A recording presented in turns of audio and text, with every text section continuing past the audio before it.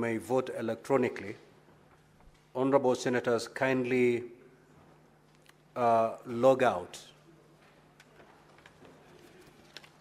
Sergeant at Arms, you may go around the chamber and pick any card that is unattended in the delegate unit.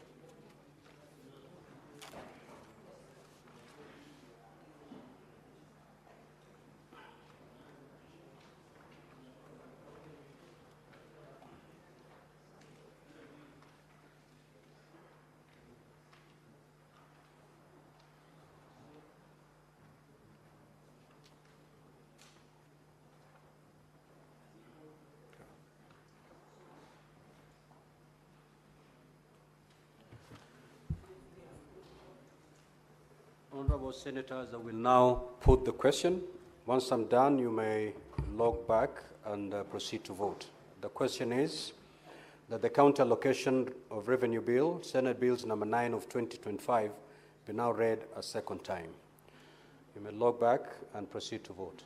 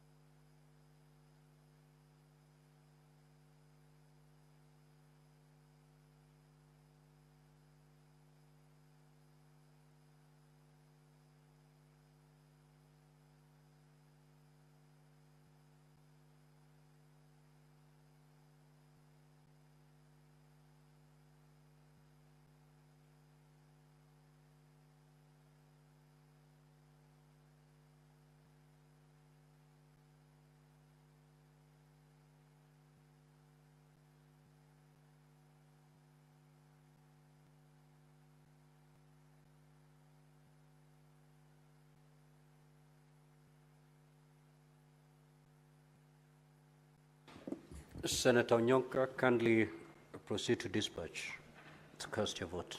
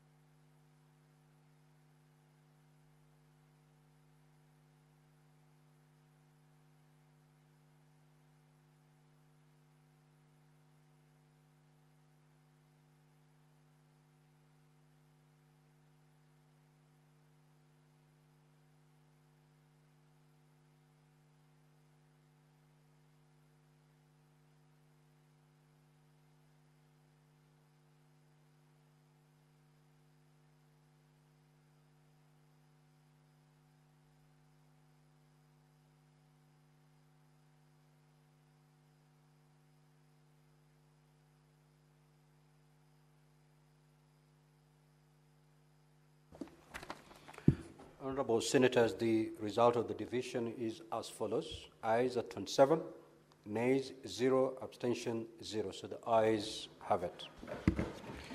A bill for an act of parliament to provide for the equitable allocation of revenue raised nationally among the county governments for the 2025-2026 financial year, the responsibilities of national and county governments pursuant to such allocation, and for connected purposes. Next order. Order number 9, the Equalization Fund Appropriation Bill, Senate Bills number 7 of 2025. Second reading, division.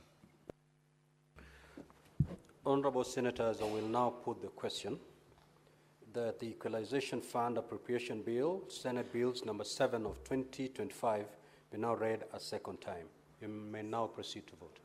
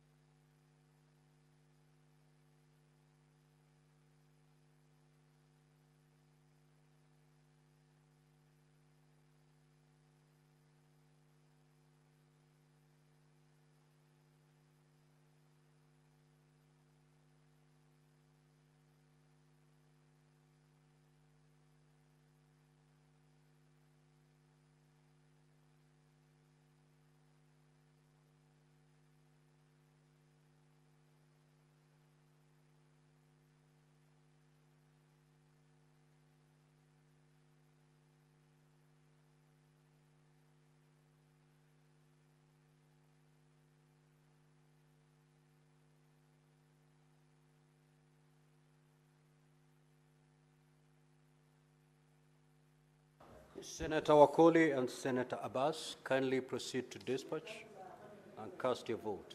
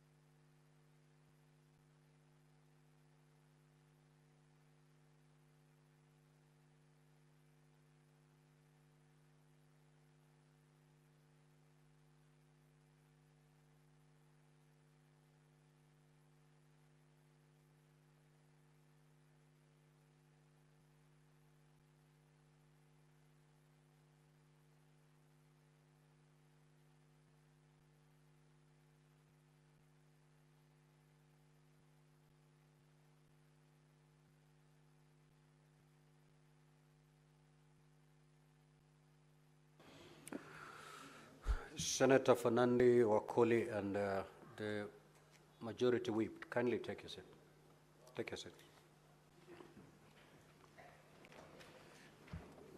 Now the result of the vote on division is as follows. Ayes as 27, nays 0, abstention 0. The ayes have it. A bill for an act of parliament to authorize the issue of a sum of money out of the Equalization Fund and its application towards the service of the year ending 30th June 2026, to appropriate that sum for certain public basic services and for connected purposes.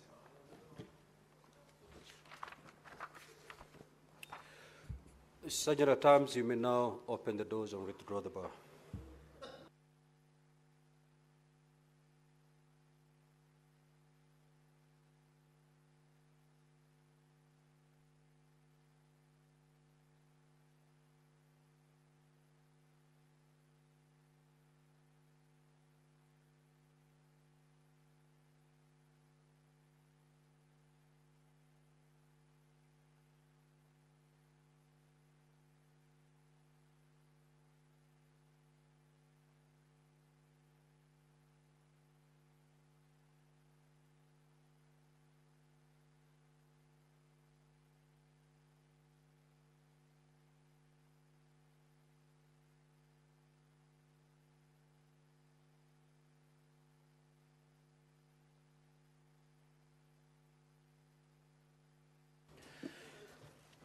Clerk, you may call order number 12 and 13.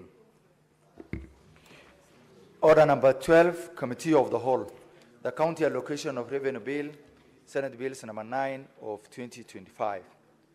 Order number 13, Committee of the Whole. The Equalization Fund Appropriation Bill, Senate Bills number 7 of 2025. Honorable Senators, arise.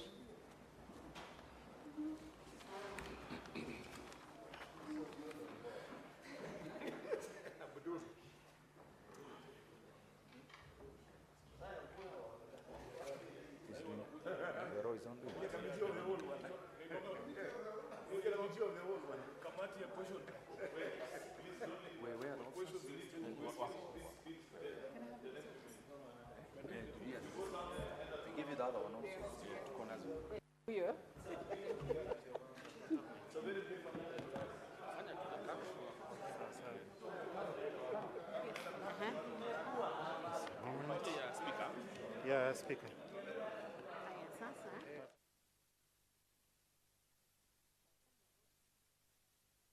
We are doing two.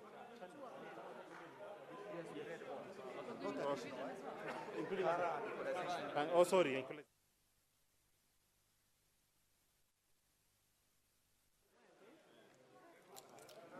So guide me. Yes. What you want?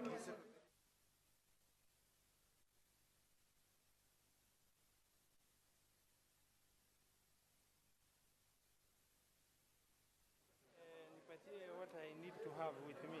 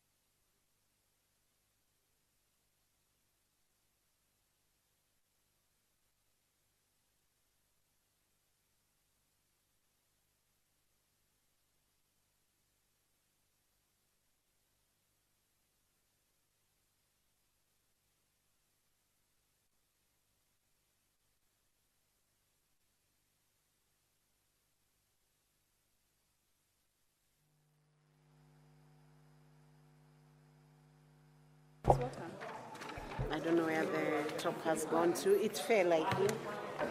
Yeah. Honorable Senators, we want to resume the committee of the whole.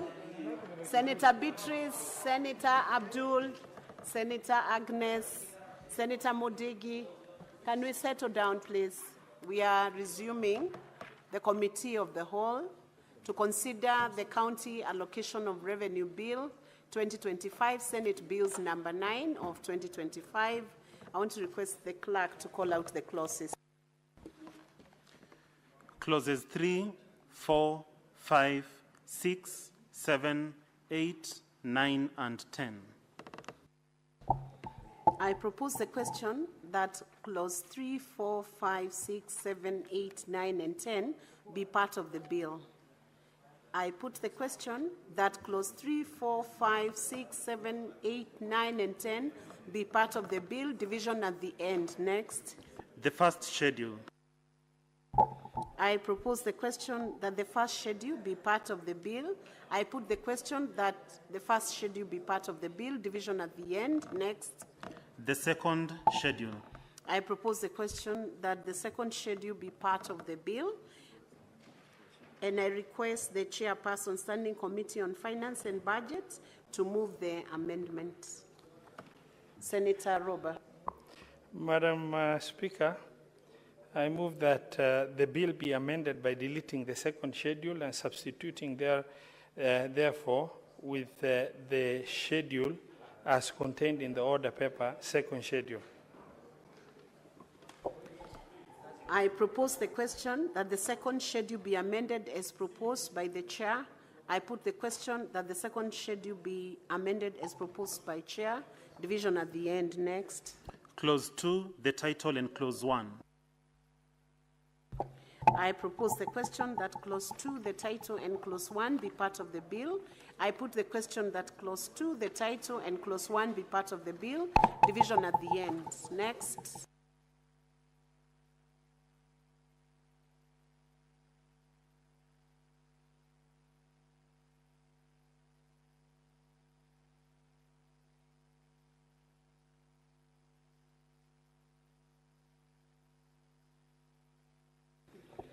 Honorable members, we have finished with the first bill, the County Allocation of Revenue Bill 2025, Senate Bills number 9 of 2025.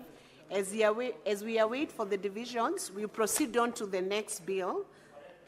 So the next bill is the Equalization Fund Appropriation Bill, Senate Bills number 7 of 2023, and I request the clerk to call out the clauses. Clause 3. I propose the question that clause 3 be part of the bill, and I request the chairperson, Standing Committee on Finance and Budget, Senator Roba, to move the amendment. Madam Speaker, I propose that clause 3 of the bill be amended by deleting the expression 204 subsection 1 appearing immediately after the words services and the article, and substituting therefore with the expression 204.2 in line with to align that with the requirement of the Constitution. Thank you. I propose the question that clause 3 be amended as proposed by the chairperson. I put the question that clause 3 be amended as proposed by the chairperson. Division at the end. Next. Clause 4. I propose the question that clause 4 be part of the bill. I put the question that clause 4 be part of the bill. Division at the end. Next. Clause 5. I propose the question that clause 5 be part of the bill. I put the question that clause 5 be part of the bill. Division at the end. Clause 6. I propose the question that clause 6 be part of the bill. I put the question that clause 6 be part of the bill. Division at the end. The schedule. I propose the question that the schedule be part of the bill, and I invite the chairperson, Standing Committee on Finance and Budget, Senator Roba, to move the amendment. Thank you, Madam Chairperson. I request that the schedule to the bill be amended in column 2 of the item 13 with respect to Kitui County by deleting the words Kisumu appearing immediately after the expiration 30th of June 2026 and substituting therefore with the word Kitui, which is an error in the bill. I propose the question that the schedule be amended as proposed by the chairperson. I put the question that the schedule be amended as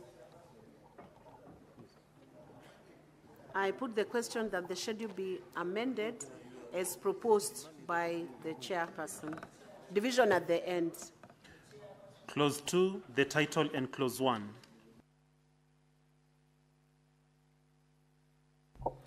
I propose the question that Clause 2, the title, and Clause 1 be part of the bill.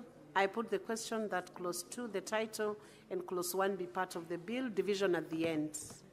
That brings us to the end of the considerations under this bill, the Equalization Fund Appropriation Bill, Senate Bills number 7 of 2025.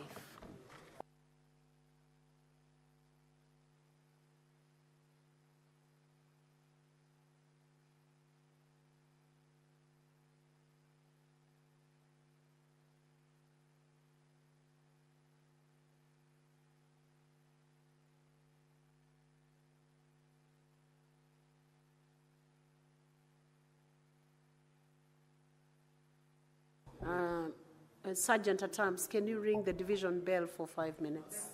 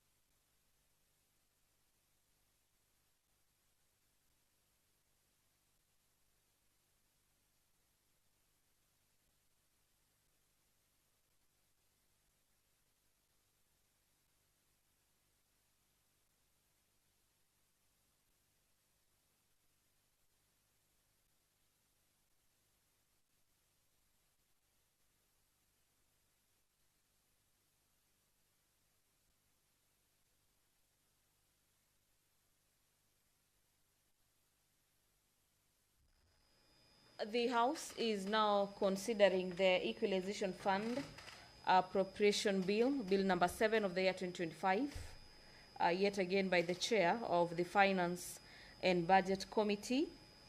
The bill is being considered by the Senate at the Committee of the Whole, and the Chair sought to move an amendment that Clause 3 of the bill be deleted by deleting the expression appearing immediately after the words under article by substituting therefore with the expression 204 subsection 2. The items in question is with respect to Kitui County and this is by deleting the word Kisumu appearing immediately after the expression of 30th of June 2026 and substituting therefore with the word Kitui. Let's now have a look at the Equalization Fund Appropriations Bill. And this is an act of Parliament to authorize the issue of sum of money out of the Equalization Fund and its application towards the services of the year ending 30th of June 2026 to appropriate the sum for certain funds for certain basic services for the connected purposes.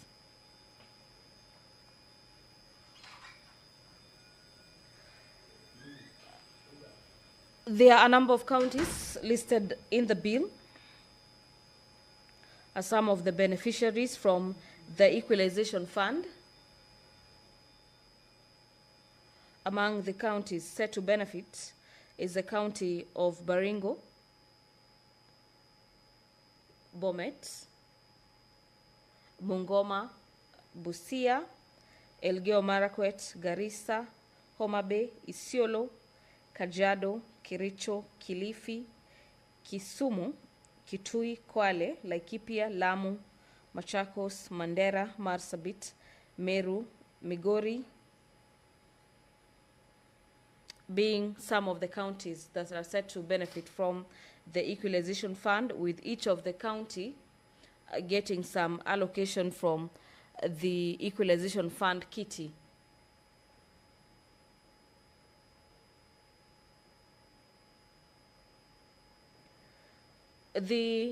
Some monies allocated to the counties are set to go to some sectors such as water, roads, health facilities, and electricity.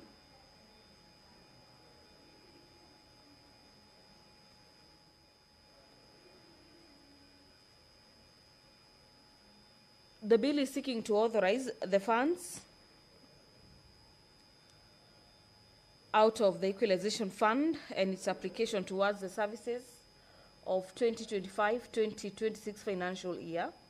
Article 204, subsection 1 of the Constitution establishes the Equalization Fund to facilitate the provisions of basic services, including water, roads, health facilities, and electricity to marginalized areas of the country, to the extent that the necessary resources and services bring matters to do with quality of services provided to the areas that are perceived to be marginalized to the level generally enjoyed to the rest or by the rest of the nation so far as possible. So basically these are the monies that are set to uplift some of the regions that have been graded as marginalized counties or regions by providing some monies to, so to speak, elevate them to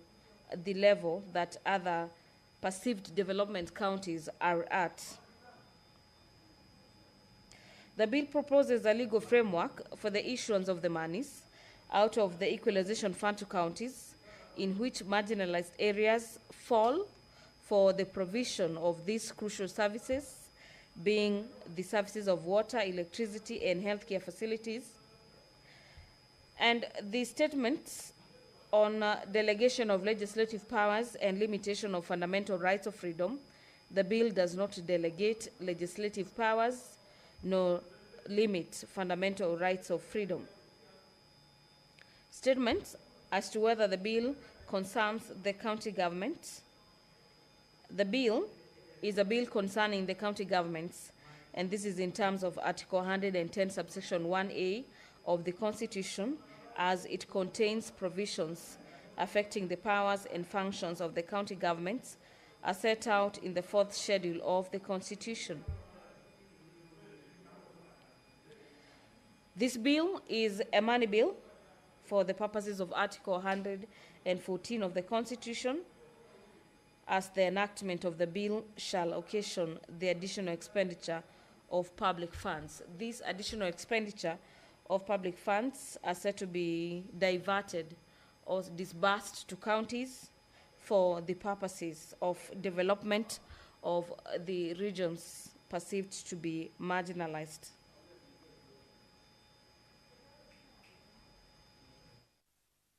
Give it 1 minute. Oh, 1 minute.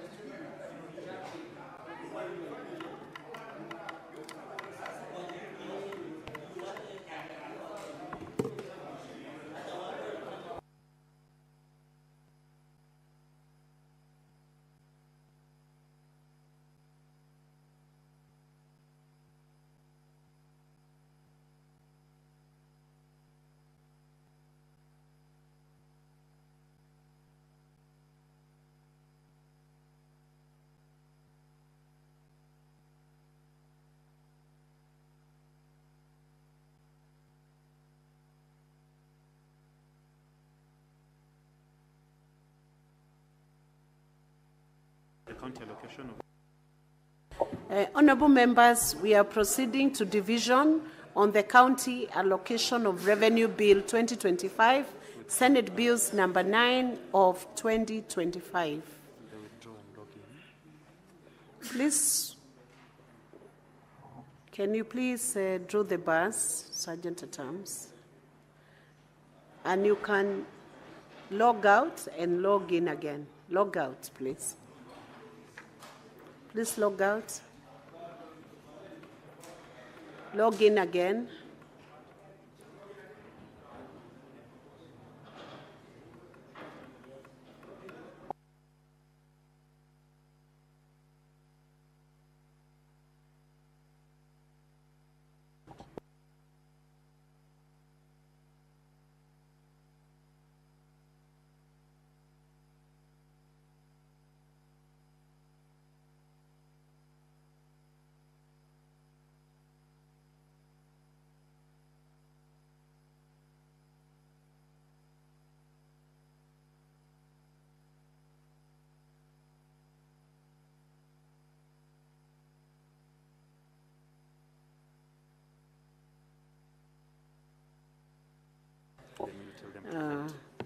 Honorable Senators, I'm proceeding now to put the question, and I'm putting the question on the clauses with amendments. I put the question that the second schedule be amended as proposed. Senator Eddy, I hope you are concentrating on voting. I put the question that the second schedule be amended as proposed. Please proceed to vote.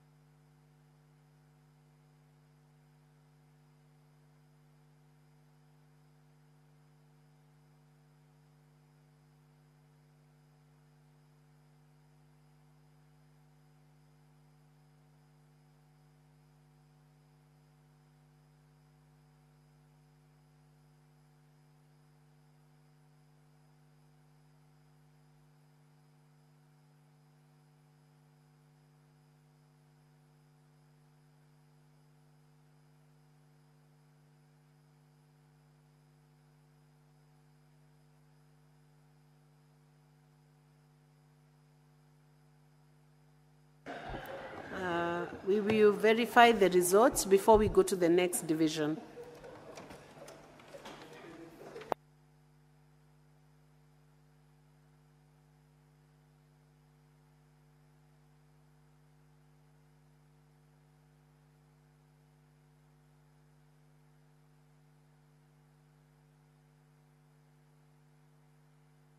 Senator Mazayo, where are you? Or he didn't vote?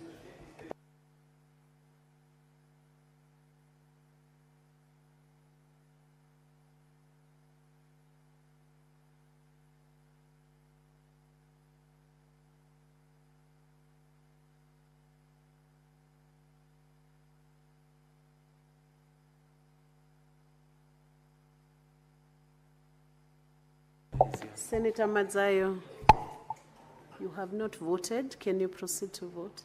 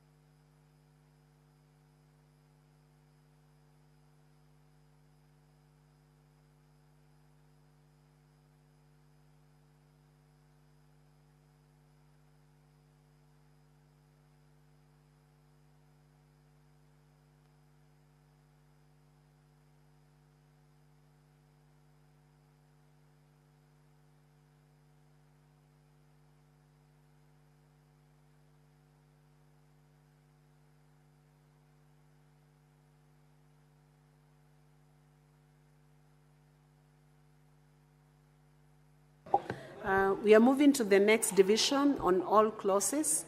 I put the question that clause 3, clause 4, clause 5, 6, 7, 8, 9, 10, the first schedule, the second schedule is amended, clause 2, the third, and clause 1 be part of the bill. Please proceed to vote.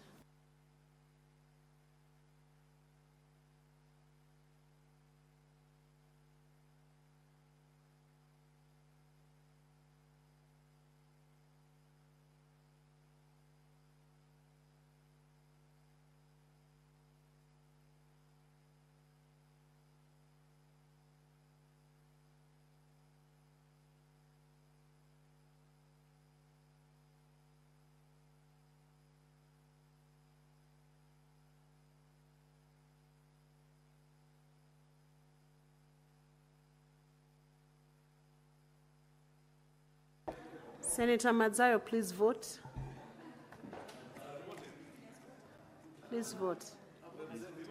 He's now voted. Okay.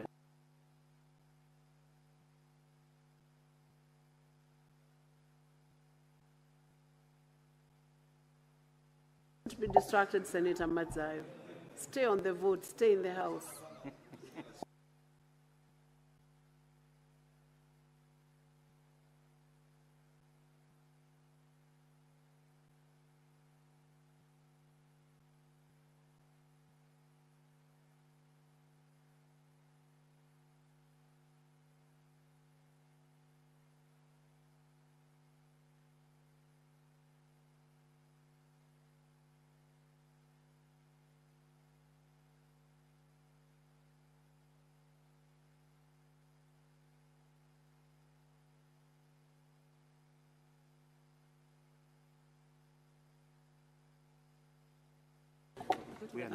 We are now moving to.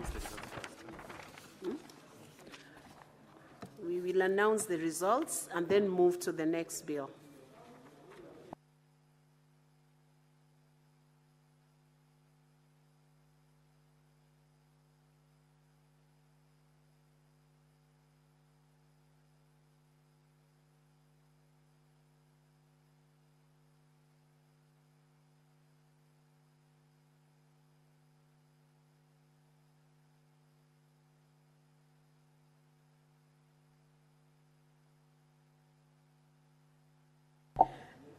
These are the results of the County Allocation of Revenue Bill 2025, Senate Bills number 9 of 2025. On the first division, ayes 29, nays 0, abstention 0. The ayes have it. On the second division, ayes 29, nays 0, abstention 0. The ayes have it. We are proceeding to the next bill, the Equalization Fund Appropriation Bill, Senate Bill number 7 of 2025.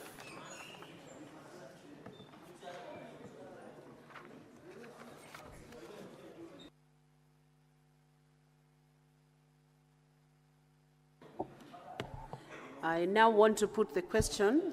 I put the question that clause 3 and the schedule be amended as proposed. can start voting.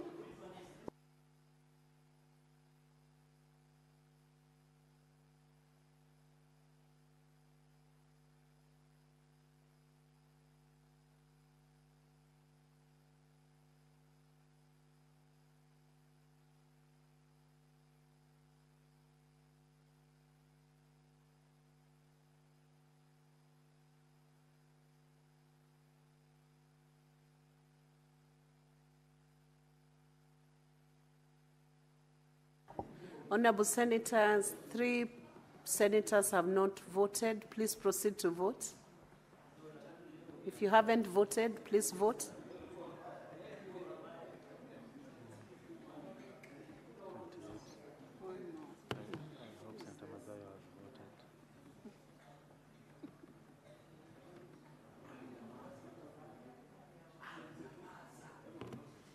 Let's see. Who's not voted?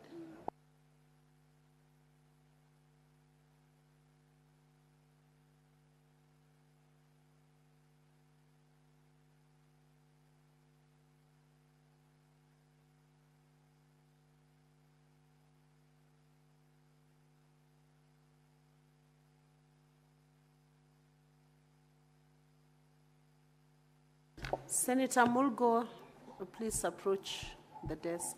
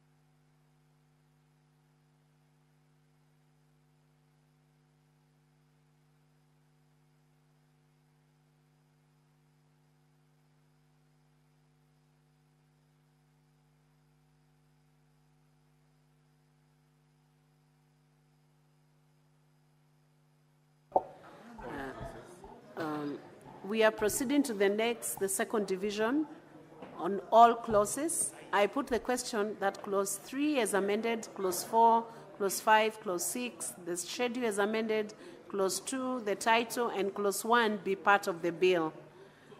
Honorable Senators, you may proceed to vote.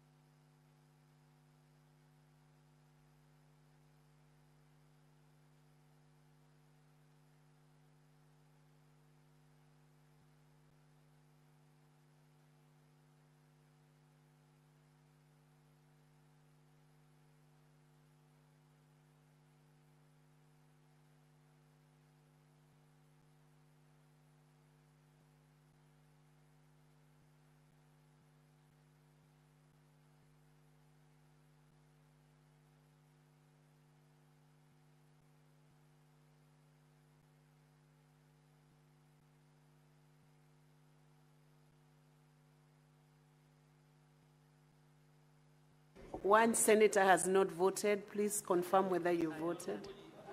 It's now done.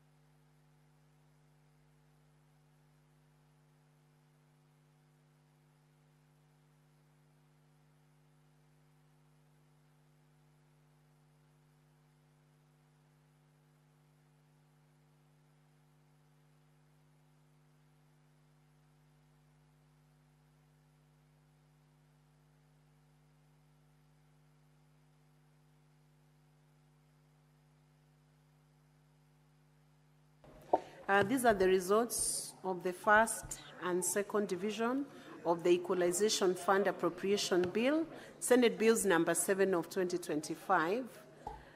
First division, ayes 29, nay 0, abstention 0.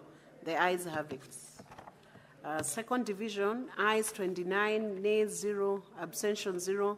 The ayes have it. And that's the end of the division in the two bills.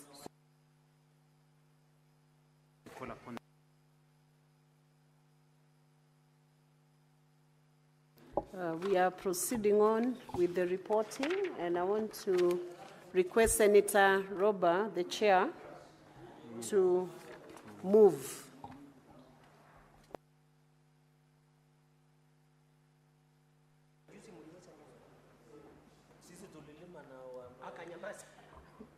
Madam Chair, I beg to move that the committee do report to the Senate the consideration of County Allocation of Revenue Bill 2025, Senate Bills number 9 of 2025, and its approval thereof with amendments.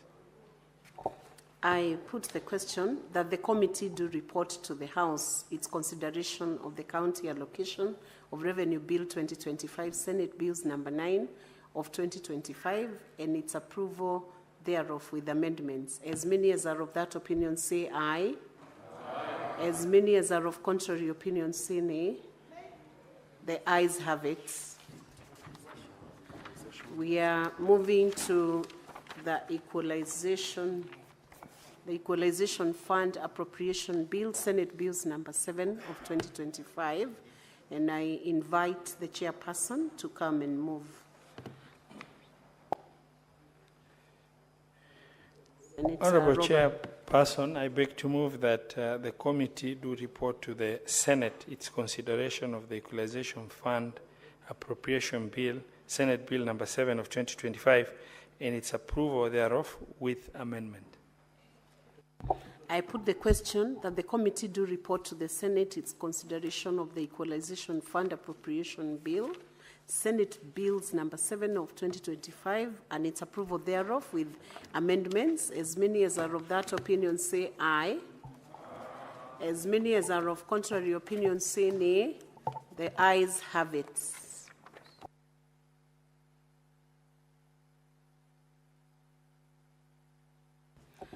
We are remaining with one division for the third reading, so we request senators not to leave the chamber before we do that.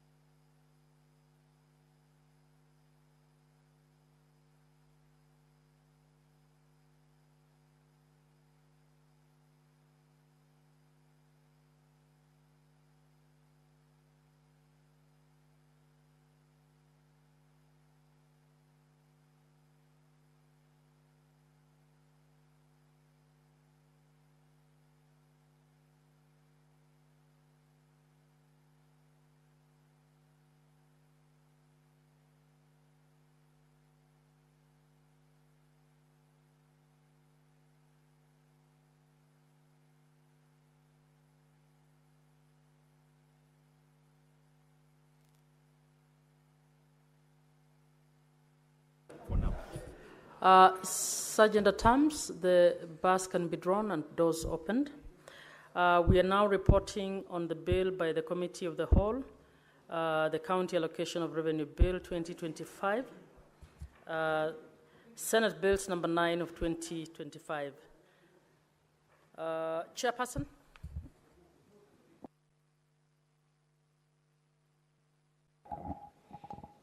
Honorable Speaker, I beg to report that the Committee of the Whole has considered the County Allocation of Revenue Bill 2025, Senate Bills number 9 of 2025, and its approval thereof with amendments.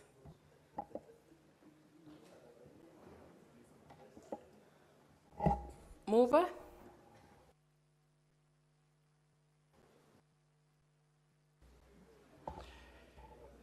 Thank you, Madam Speaker. I beg to move that the Honorable House do agree with the committee on the said report, and I request Senator Faki to second. Senator Faki. I rise to second.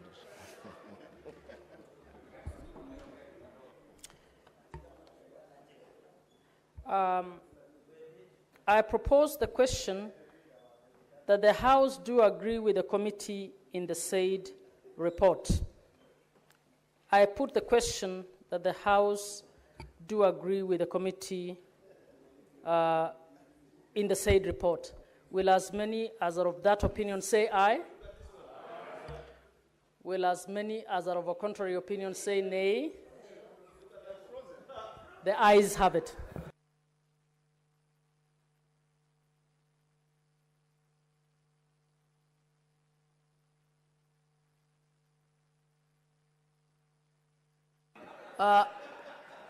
Order, honorable senators. Senator Matthew, please take your seat. The mover, Senator Roba, can you move for third reading? Honorable Speaker, I beg to move that the county allocation... Honorable Senator, let's listen to Senator Roba in silence, please. Honorable Speaker, I beg to move that the County Allocation of Revenue Bill 2025, Senate Bill number 9 of 2025, be now read a third time, and I request Senator Sifuna to second. Senator Sifuna. Honorable Speaker, I second.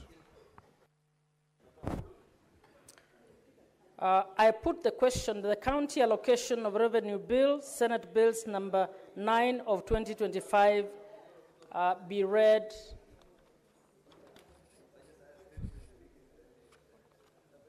Where is it? Sorry.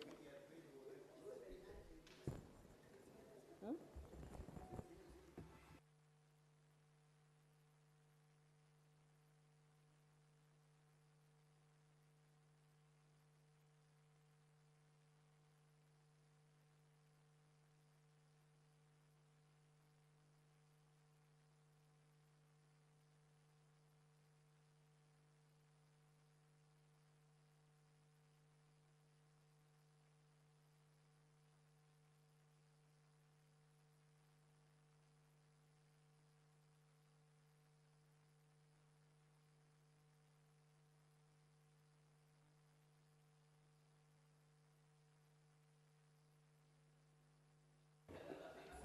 Honorable Senators, I put the question that the County Allocation of Revenue Bill 2025, Senate Bills number 9 of 2025, be now read a third time,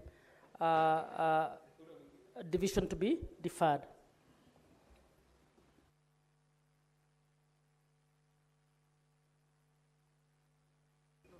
Division to be done later, sorry.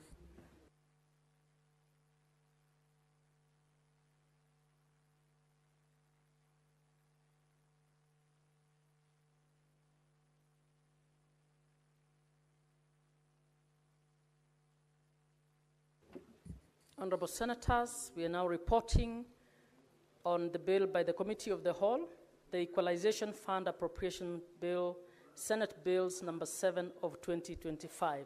Chairperson.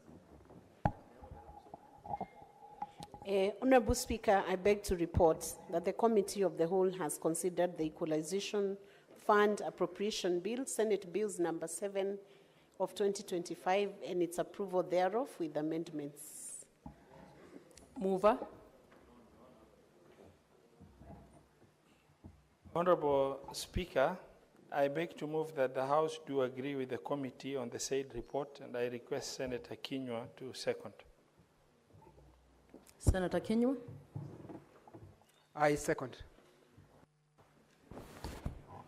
Honorable Senators, I propose the question that the House do agree with the committee in the said report.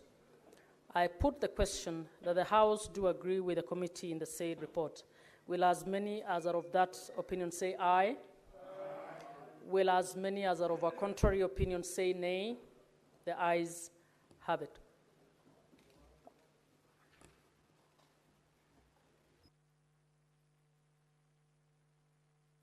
Mover.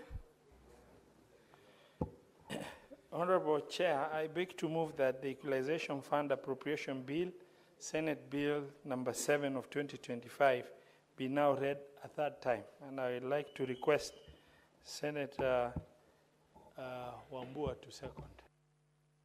Senator Wambua. I second.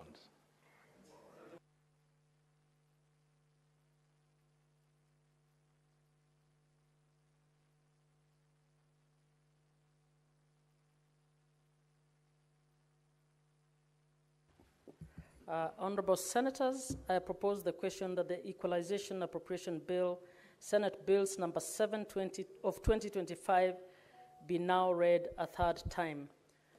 I put the question that the Equalization Fund Appropriation Bill, Senate Bills number 7 of 2025, be now read a third time. Sergeant at Arms, can you ring the bell for 5 minutes? Can you ring the bell for 2 minutes?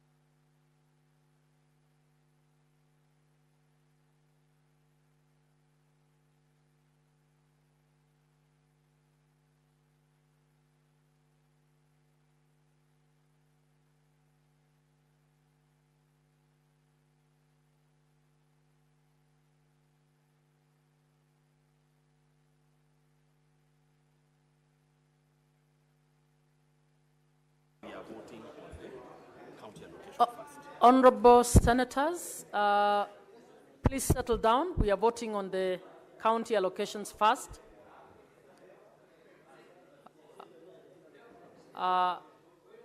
Log out and Sergeant at Arms, please pick all unattended cards.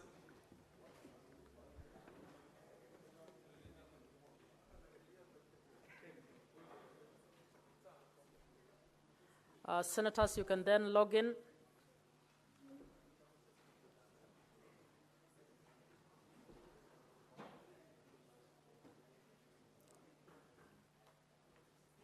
Can the voting proceed?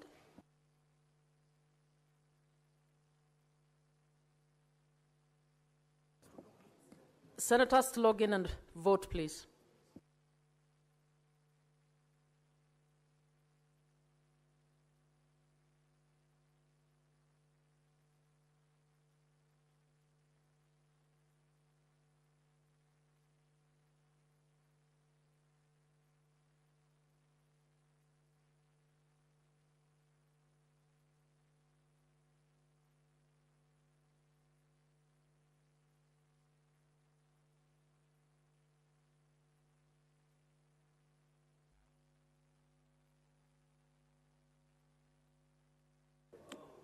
Sergeant at Arms, please ensure that the doors are closed.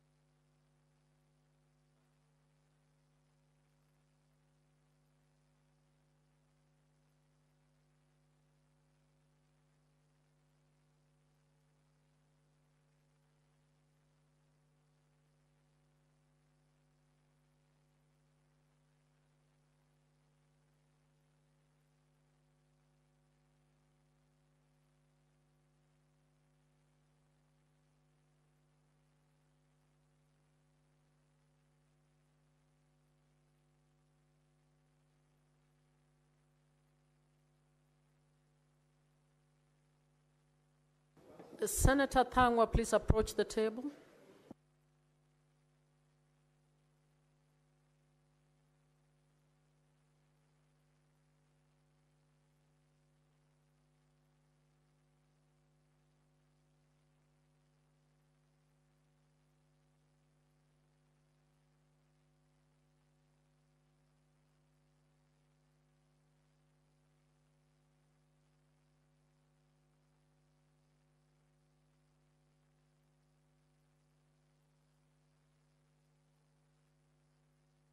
Senator Mazayo, please approach the table.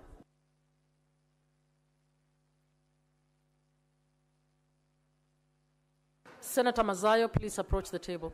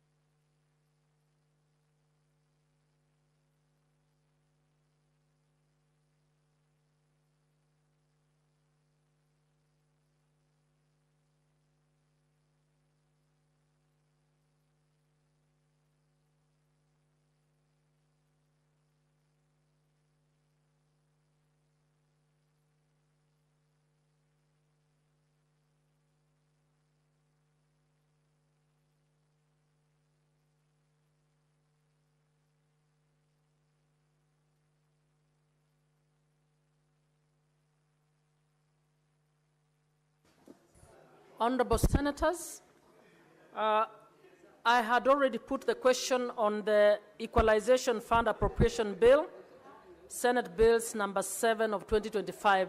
Senator Mundege, please sit down. Honorable Senators, you may log out and log in. Honorable Senators, please. Okay.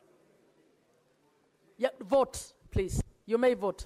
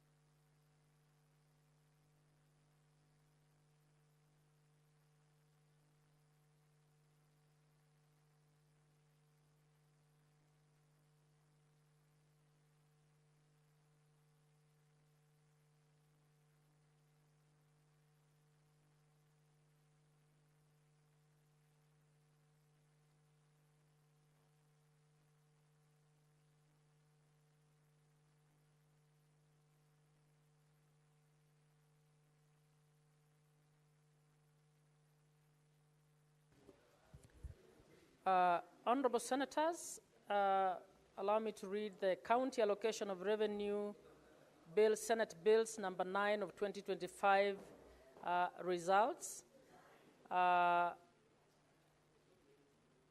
The results are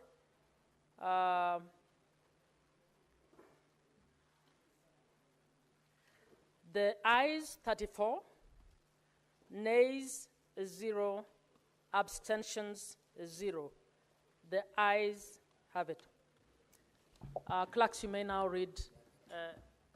A bill for an act of parliament to provide for the equitable allocation of revenue raised nationally among the county governments for the 2025-2026 financial year, the responsibility of national and county governments pursuant to such allocation and for connected purposes. Honorable members, allow me now to read the results for the Equalization Fund Appropriation Bill, Senate Bills number 7 of 2025. The ayes 34, the nays 0, abstentions 0. The ayes have it. Clerks, you may read for the second. A bill for an act of parliament to authorize the issue of a sum of money out of the Equalization Fund and its application towards the service of the year ending 30th June 2026 to appropriate that sum for certain public basic services and for connected purposes.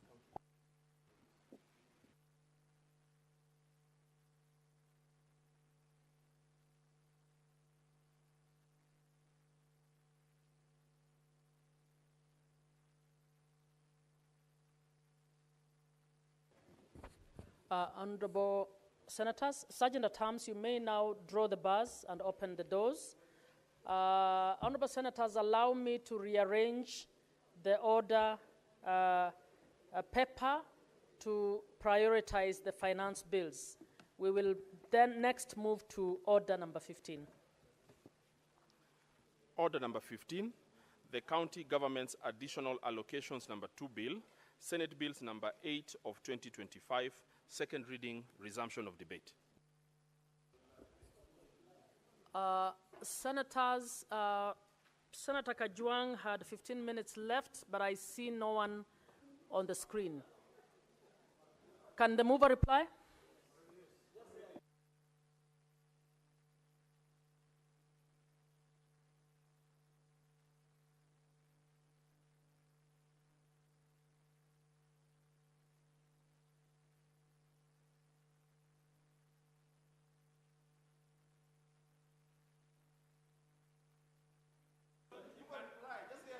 Thank you very much, Madam Speaker. I want to take this opportunity to thank the honorable senators who have contributed to the bill in terms of their views. And as I reply, I want to summarize that how to summarize? 1 minute. 1 minute.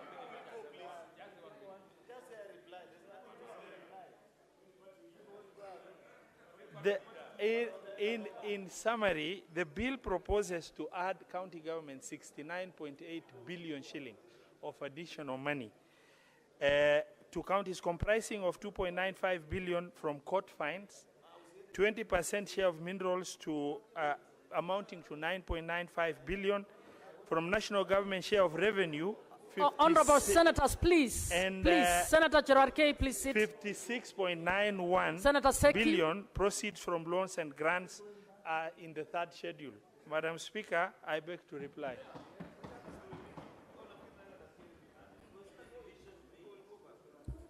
Honorable Senators,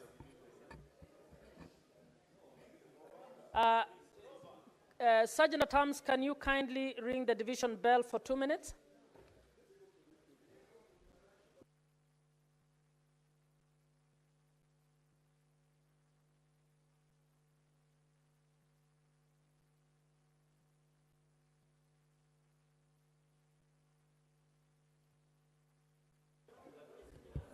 Senators, please don't move out.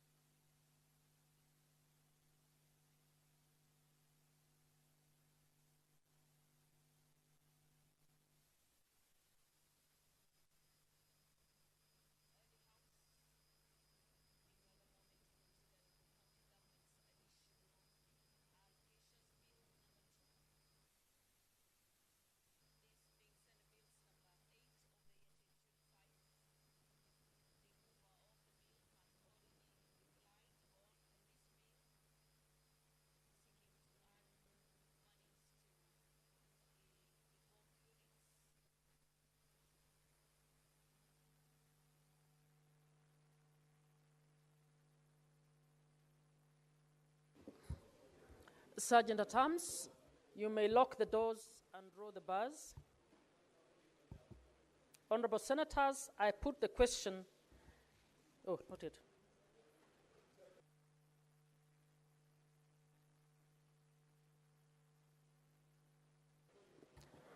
Honorable Senators, I put the question that the county government's additional allocations bill number 2, Senate bills number 8 of 2025 be now read a second time. Senators, you may now vote.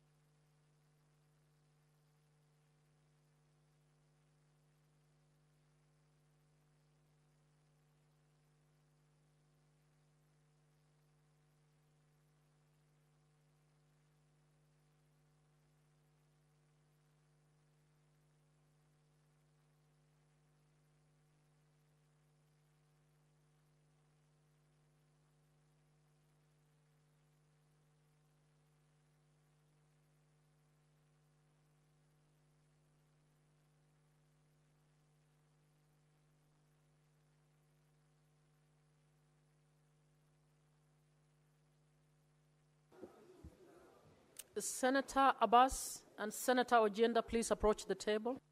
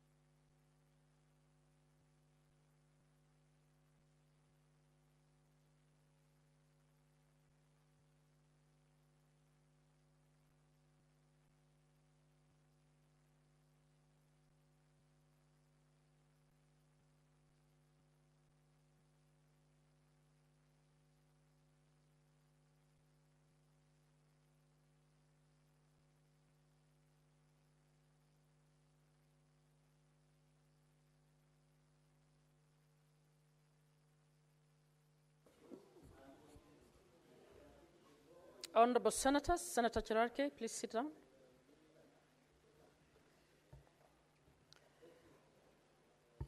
Honorable Senators, we have the results for the county government's additional allocation, number 2 bill, Senate bills, number 8 of 2025. The results are ayes 32, nays 0, abstentions 0. The ayes have it. Clerk, you may read for the second time. A bill for an act of parliament to provide for the additional allocations for county governments for the 2024-2025 financial year, the responsibilities of national government and county governments pursuant to such allocation and for connected purposes. Sergeant at Arms, you may withdraw the bars and open the doors. Honorable Senators, we will now go back to order number 7 on the statements. Order number 7, questions and statements.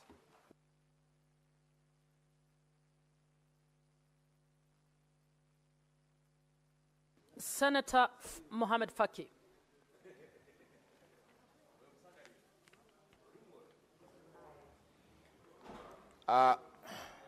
Thank you, Madam Speaker. Madam Speaker, I rise pursuant to Standing Order number 52-1 to make a statement on a matter of international concern, namely the celebration of the World Snake Day. Madam Speaker, the World Snake Day is celebrated every year on the 16th of July. It is a moment to reflect on the critical yet often misunderstood role that snakes play in maintaining ecological balance across various landscapes. The theme for this year's celebration is respect, do not fear, protecting nature's silent guardians. This theme aligns well with the broader goal of conservation, which involves protecting all species, both large and small, whether admired or feared, because each has a unique and essential place in the web of life. Snakes play an important role in pest control, the health of ecosystems, and preservation of biodiversity. Unfortunately, due to widespread fear, harmful myths, and habitat destruction, snakes are often killed immediately upon sight. These fears are mainly caused by misinformation. It is therefore our responsibility to promote accurate information through education and public awareness. This year's theme reminds us that peaceful coexistence begins with understanding.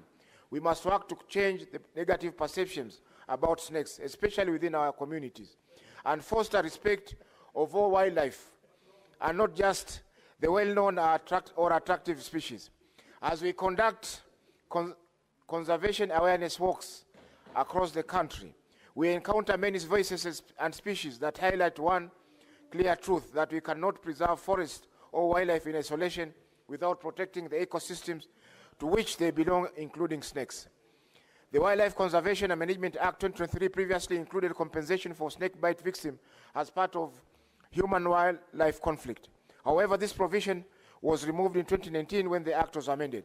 It is important to relook into this matter and reinstate the compensation for snake bites victims with adequate safeguards to curb abuse. Additionally, many people lose their lives due to the lack of anti-snake venoms in health facilities across the country. The government should ensure that all health facilities are properly stocked with anti-snake venom, because snakes are present in every part of the country.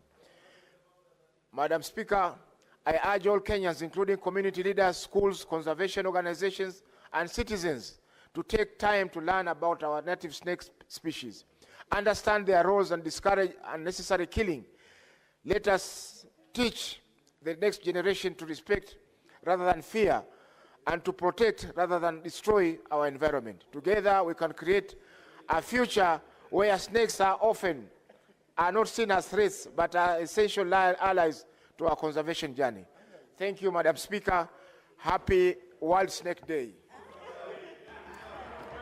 Senator Okenyuri.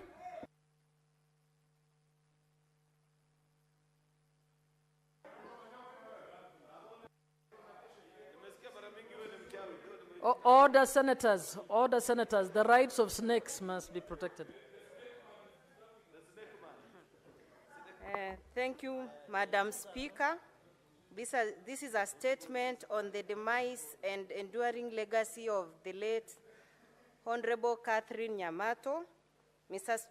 Madam Speaker, sir, I rise pursuant to Standing Order 52.1 to make a statement on a matter of national concern, namely the demise and enduring legacy of the late Honorable Catherine Nyamato, who passed away on Wednesday, 16th July 2025.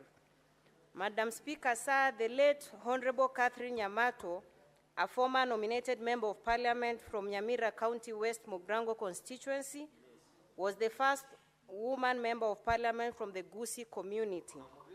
She was nominated by the Kenya African National Union Party, that's KANU, and served with dedication as a member of the 8th Parliament that ran from 1998 to 2002. She was a seasoned politician and a woman of valor who never compromised her beliefs. She was known to be fearless and passionate in what she fought for and never surrendered even in the face of intimidation. Even so, she was both humble and principled and exemplified the spirit of service, which earned her the admiration of colleagues from across the political divide. Madam Speaker, sir, beyond her parliamentary tenure, the late Honorable Catherine Nyamato served as a chairperson of Maendeleo ya Wanawake organization, which I'm a member, through which she amplified the voices of women and girls across the country. She boldly championed women's rights and fought against harmful cultural practices like female genital mutilation, pushed for gender equality in Kenya, and was relentless in her advocacy for women leadership. She also founded the Nyamato Foundation, where she took part in programs geared towards transforming the lives of her people. Madam Speaker, sir, the legacy of the late Honorable Catherine Senator Nyamato is well Kenyuri, it's not Madam Speaker, sir. Oh, sorry. Madam Speaker, the legacy of the late Honorable Catherine Nyamato is well documented and will live on generations to come. I offer my most sincere condolences to her family, friends, people of Nyamira County, and nation at large. May her soul rest in eternal peace. Thank you, Madam Speaker. Senator Cherarke.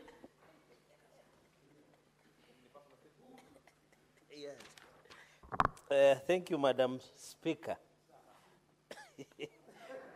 The Senate statement on a matter of national concern on the Kaptagat Integrated Conservation Program.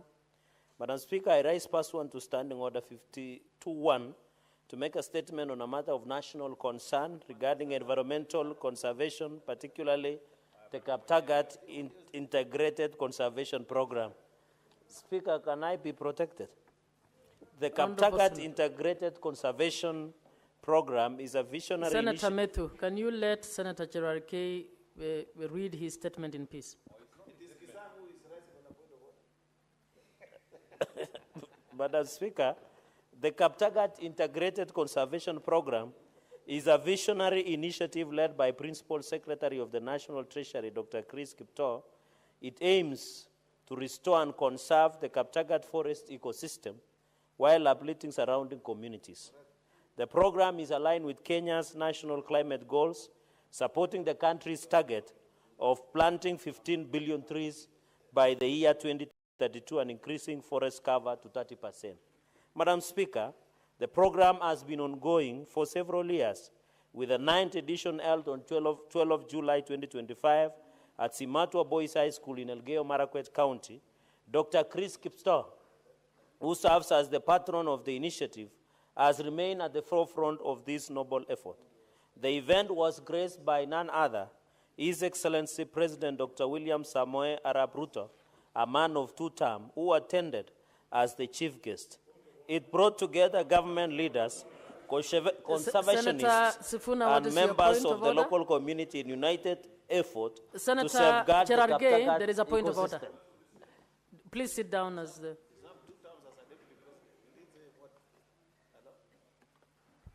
Honorable Speaker, the rules of this House require that statements are approved by your office and that when they come to the floor, they shall be read as approved as is.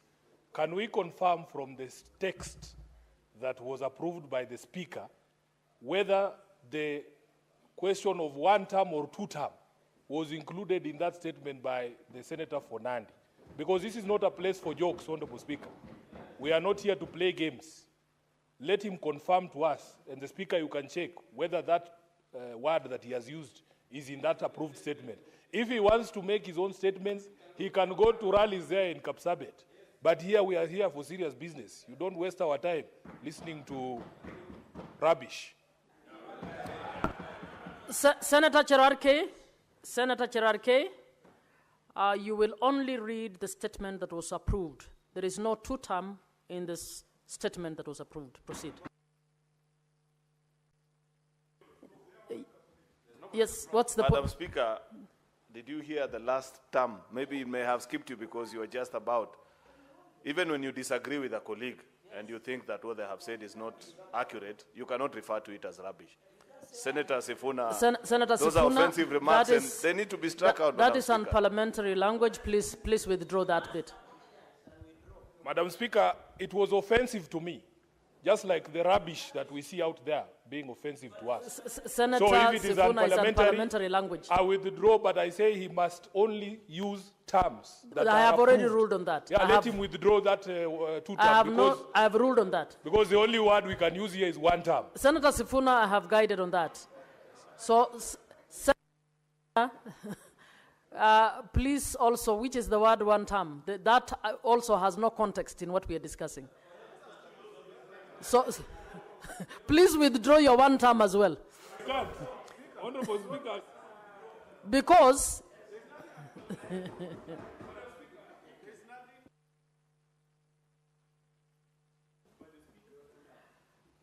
you have used your space to also make some statement beyond. Senator Sifuna.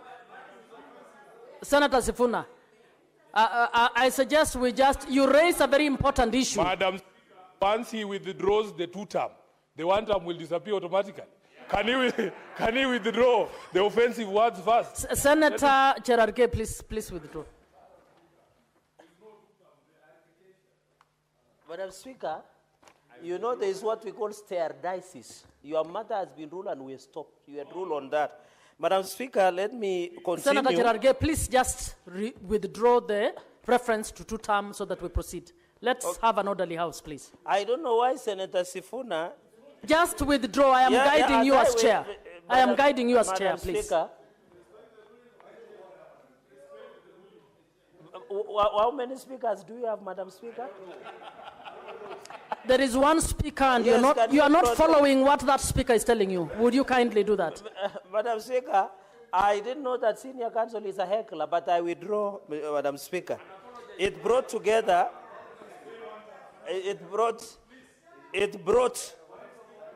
government leaders and conservationists and members of the local community in a united effort to safeguard the Kaptagat system. Whether you like it, William Ruto will go for 2 terms. Senator Kisang, what's your point of order? Senator Cherarke, hold on. Senator Kisang, Senator Cherarke, just hold on. Senator Cherarke, please, Senator Kisang has asked for a point of order and I've granted it. Kindly listen.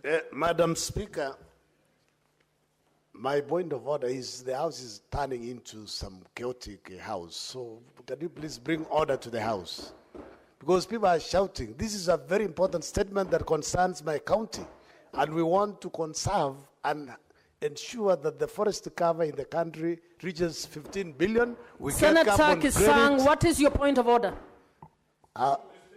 Yes. What is your point of order? I said, please, let's give Cherarke some ample time to read the statement. I'm ruling you out of order. That is not a point of order. Now, Senator Cherarke,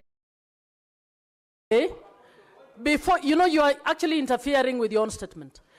Can you withdraw reference to Senator Omogeni as a heckler? Please, let's not. I'm requesting members that we respect the rules of the House. Yeah. No, nobody's on the floor, so I ruled you out of that. Please proceed. Madam Speaker, I withdraw. During the event, President William Ruto announced plans to fence off Senator Forest- Cherargei, you know what to do. Why do we have to go through this? Please withdraw and apologize. But Madam Speaker, as I withdraw and apologize, I never mentioned anybody's name. If you can check answer, but I withdraw and apologize. You actually refer to him as Ekla. Let's not go I there. said senior counsel, and we have two in the House. It is not Whoever one. the senior counsel, you have to withdraw and apologize to the Okay, two. To all senior counsels in the House, I withdraw and apologize. During the event, during the event, President William Samoei Arap Ruto announced plans to fence off Kaptagat Forest and other forests as part of a wider national strategy to protect all state forests in the country. He emphasized the importance of securing this critical water catchment area and affirmed that the government would mobilize the necessary resources for the task. The President reiterated that while the forest must be protected from illegal activities, local communities should continue to benefit through participatory forest management plans and agreements. As part of the efforts to boost livelihoods, His Excellency the President, Dr. William Ruto, led the planting of over 400 avocado seedlings at the school and distributed 50,000 avocado seedlings and 100,000 coffee seedlings to the local farmers. He also commended Dr. Chris Kiptoo for his outstanding leadership in forest conservation and his national treasury duties. I take this opportunity to commend Dr. Chris Kiptoo for his unwavering dedication to environmental conservation, among other conservationists across the country, particularly his role in restoration of Kaptagat Forest. His commitment to this program has yielded long-term benefits for both the environment and the people of the region. In his own words, there is nothing more critical now that conserving our environment for current and future generations, considering the effects of climate change we are witnessing. Madam Speaker, Dr. Kiptoo adopted the Kaptagat Forest Conservation Initiative many years ago under his leadership. It has grown into a highly respected and internationally recognized program.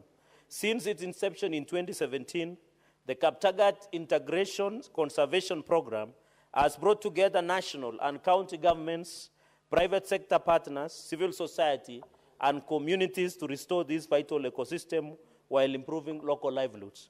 Madam Speaker, the Kaptagat initiative continues to serve as a model for balancing environmental protection with economic and social development, a goal that is increasingly becoming central to both national and global conservation strategies. Madam Speaker, many residents of Kaptagat have expressed optimism about the ongoing forest restoration efforts. They have reported improvements in their livelihoods, especially through avocado farming, and shift away from traditional cereal cultivation. They have voiced their gratitude to Dr. Chris Kiptoo for championing a program that has brought tangible benefits for their lives. Madam Speaker, beyond this environmental work, Dr. Chris Kiptoo has also championed education and other community-based projects in the North Rift region and the larger country, further underscoring his deep commitment to empowering communities at the grassroots level. Madam Speaker, in conclusion, with your indulgence, I call upon fellow leaders and members of the public to emulate the efforts of Dr. Chris Kiptoo, the Kaptagat community in Elgeyo Marakwet County, and the stakeholders involved in the Kaptagat Integrated Conservation Program. Emulate His Excellency Dr. William Ruto. Let us all take part in the conservation and restoration of our forest and natural environment for the benefit of current and future generation. I thank you, Madam Speaker, not Madam Speaker, sir. Senate statements pursuant to Standing Order 53.1. Senator Cherargei, you may proceed with your 53 statement. Madam Speaker, request for statement. Senator Thangwa, what do you want to clarify? Under what order? Clarify what? Yeah. Yes, Senator Thangwa. Yes, Madam Speaker, I've just listened to Senator Cherargei doing his statement under the Standing Order 52.1. And it has been the norm, Madam Speaker, when we take the statements to the table office, maybe he can sit down to avoid intimidating me. When they are taken to the table office, Madam Speaker, our statements are axed, over-edited, and all that, Madam Speaker. But when you listen to what Senator Cherage was reading, it was almost 3 pages, even including some unnecessary things like two-term to tamutoa inside there, Madam Speaker. So my question is, do we have 2 offices that are dealing with statements so that we understand where to take what if you want the meat in your statement, Madam Speaker? Because that is not how they come in here, Madam Speaker. Senator, so that is something that you should order, that we need to look into it. If you can be allowed to bring your statement here without editing, without anybody asking the question, allow everyone. Senator Thangwa, I direct that you actually put your question in writing to the relevant office so that the issue is discussed. Senator Cherarkei on 53. Thank you, Madam Speaker. And I request that you organize refresher courses for some Senator of the Cherarkei, members. on to your Request statement, for the please. statement on the disappearance of Edward Kipchumba Terer and Mark Lomuke in Sambalat, Elgeyo Marakwet County. I rise pursuant to Standing Order 53-1 to seek a statement from the Standing Committee on National Security, Defense and Foreign Relations on a matter of county-wide concern regarding the mysterious disappearance of Edward Kipchumba Terer, who comes from Wasingishu, Mr. Mark Lomuke in Sambalat, Elgeyo Marakwet County. Madam Speaker, on Monday, 2nd June 2025, Mr. Edward Kipchumba Terer, a medical laboratory technologist at Hope Clinic in Sambalat, was reportedly apprehended at his work place by individuals claiming to be police officers and taken away in an armored vehicle.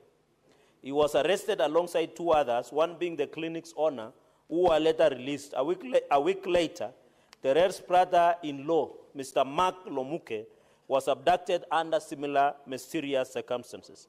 These incidences occurred shortly after the murder of Catholic priest Father Alois Cheruiyot Bett, who hails from Nandibad in the same region, further escalating public anxiety. Despite numerous efforts by the affected families and appeals to Lebanon authorities, the whereabouts of 2 gentlemen remain unknown. In the statement, Madam Speaker, the committee should address the following.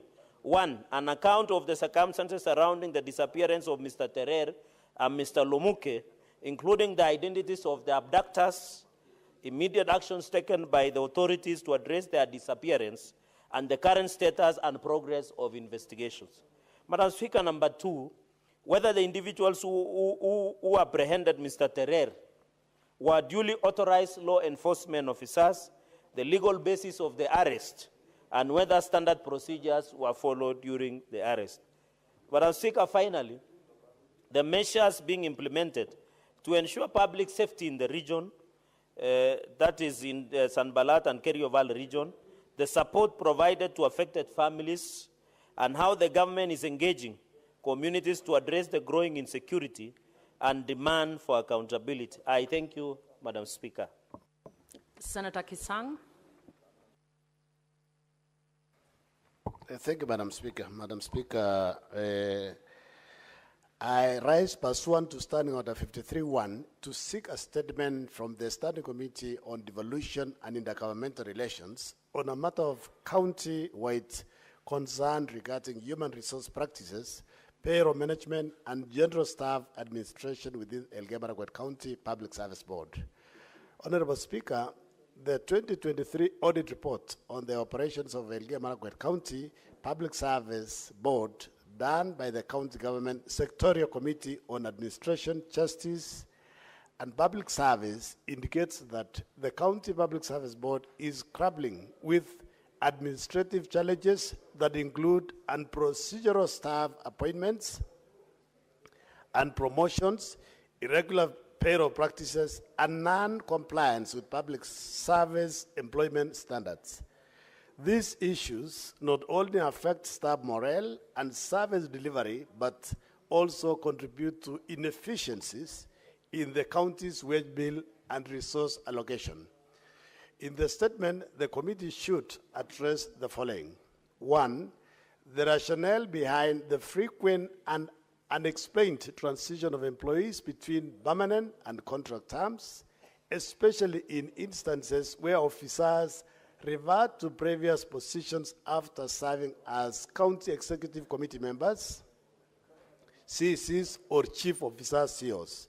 Secondly, Honorable Speaker, the basis upon which certain officers were promoted while bypassing multiple job groups and whether proper recruitment processes, including interviews, were undertaken. 3, the reasons why senior acting appointments, particularly for the position of chief officers, were made without adherence to substantive appointment protocols. 4, an account for the payment of special house allowances totaling 11 million Kenya shillings, 384,400 to 156 officers, and additional special salaries amounting to 3,141,193 and 50 cents to 25 members of staff over a 1-year period, despite clear public service guidelines prohibiting such discretionary payments.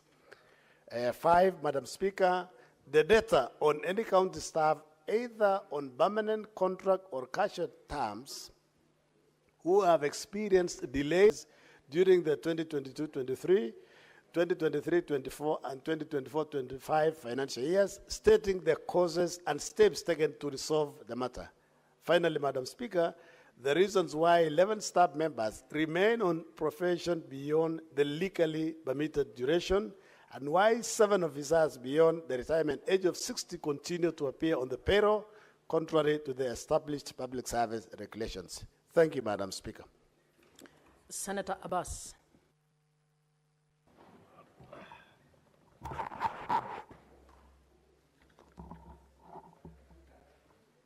Thank you, Madam Speaker.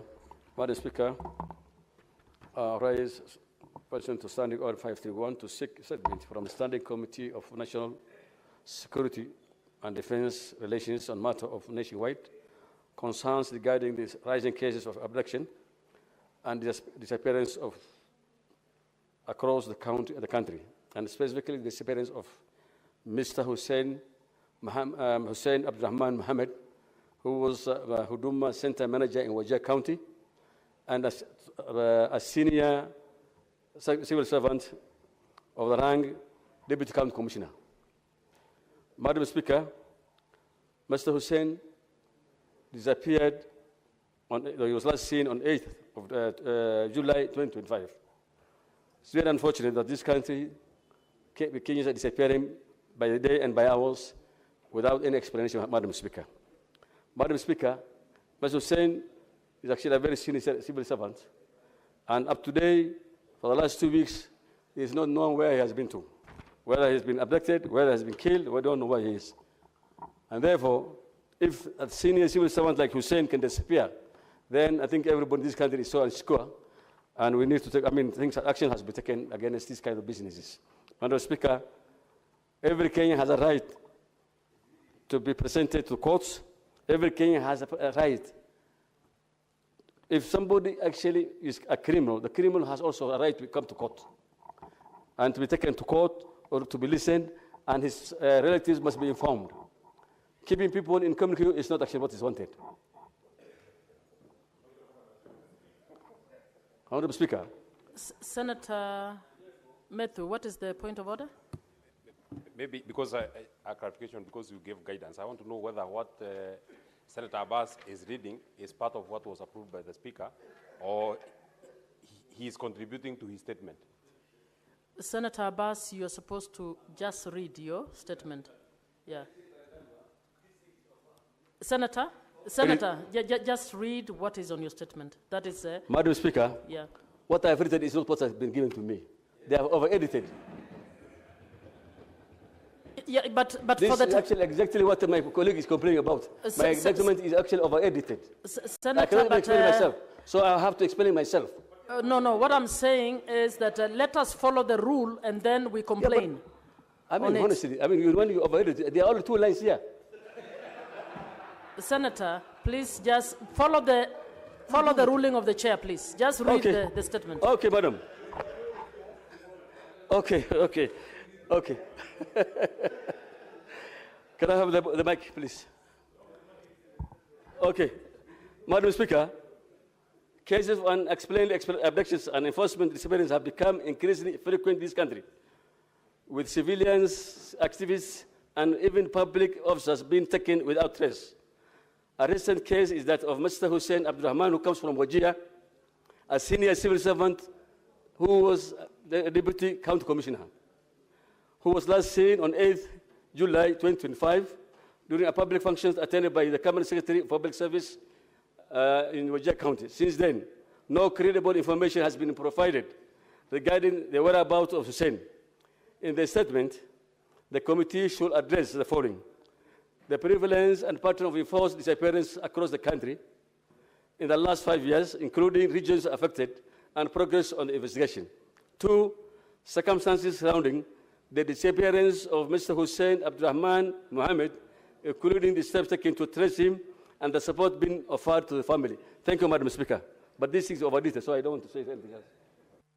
Senator Chimera.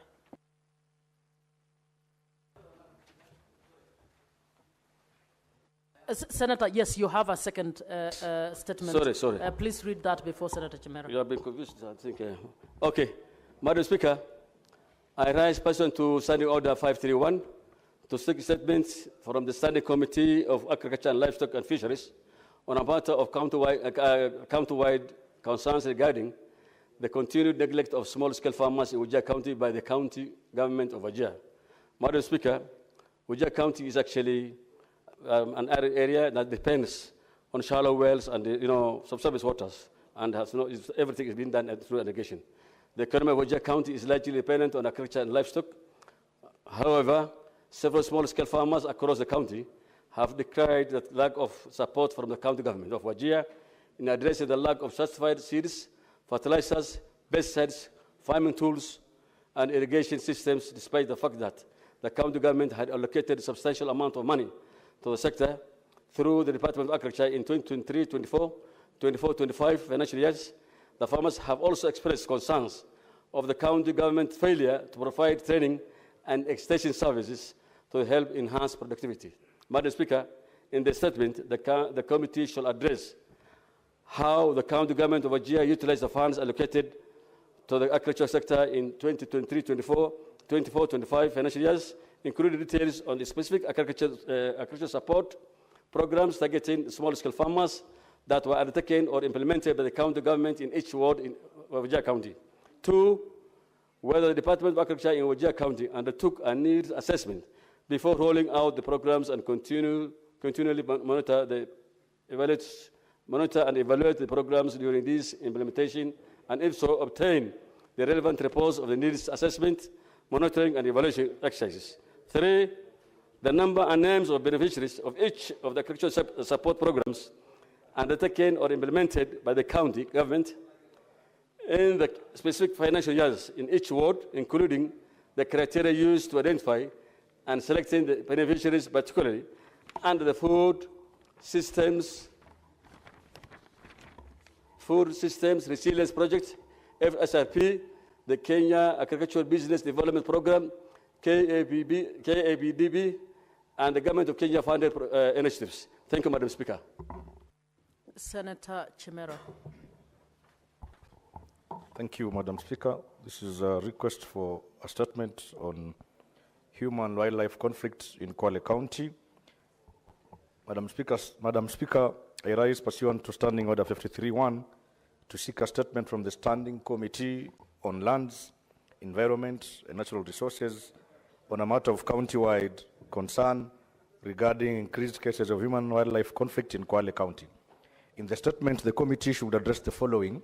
Number 1, the measures currently being implemented by the Kenya Wildlife Service, KWS, to address the rising incidents of human-wildlife conflict in Kwale County, particularly in the areas of Chanzo, Maji ya Chumvi, Mwangoloto, Kilimangodo, Kwanyanje, Pehoni, Makina, Shirango ya Juu, Bahakwenu, Mwangani, Busho, Kilibasi, Magale, Nyamaleni, Zoyagenu, Silaloni, and Chengoni villages, areas that have experienced frequent elephant attacks leading to property destruction, crop loss, injuries, and in some cases, fatalities. Number two, Madam Speaker, the number and nature of elephant attacks recorded in these areas over the past 3 years, including details of the response mechanisms deployed by KWS during such incidents. Number three, information on whether any victims of elephant attacks in these areas have been compensated, and if so, a breakdown of the compensation awarded, the number of claimants, the status of pending claims, and the timelines for addressing unresolved cases. Number four, Madam Speaker, the plans in place to prevent further human-wildlife conflict in the affected regions, including but not limited to the construction of barriers, deployment of rapid response teams and community sensitization programs. And lastly, Madam Speaker, the long-term strategies in place by the Ministry of Tourism and Wildlife in collaboration with other relevant agencies to ensure the safety and livelihoods of communities living adjacent to wildlife habitats in Kwale County. Thank you, Madam Speaker. Senator Professor Tom Ojiengda.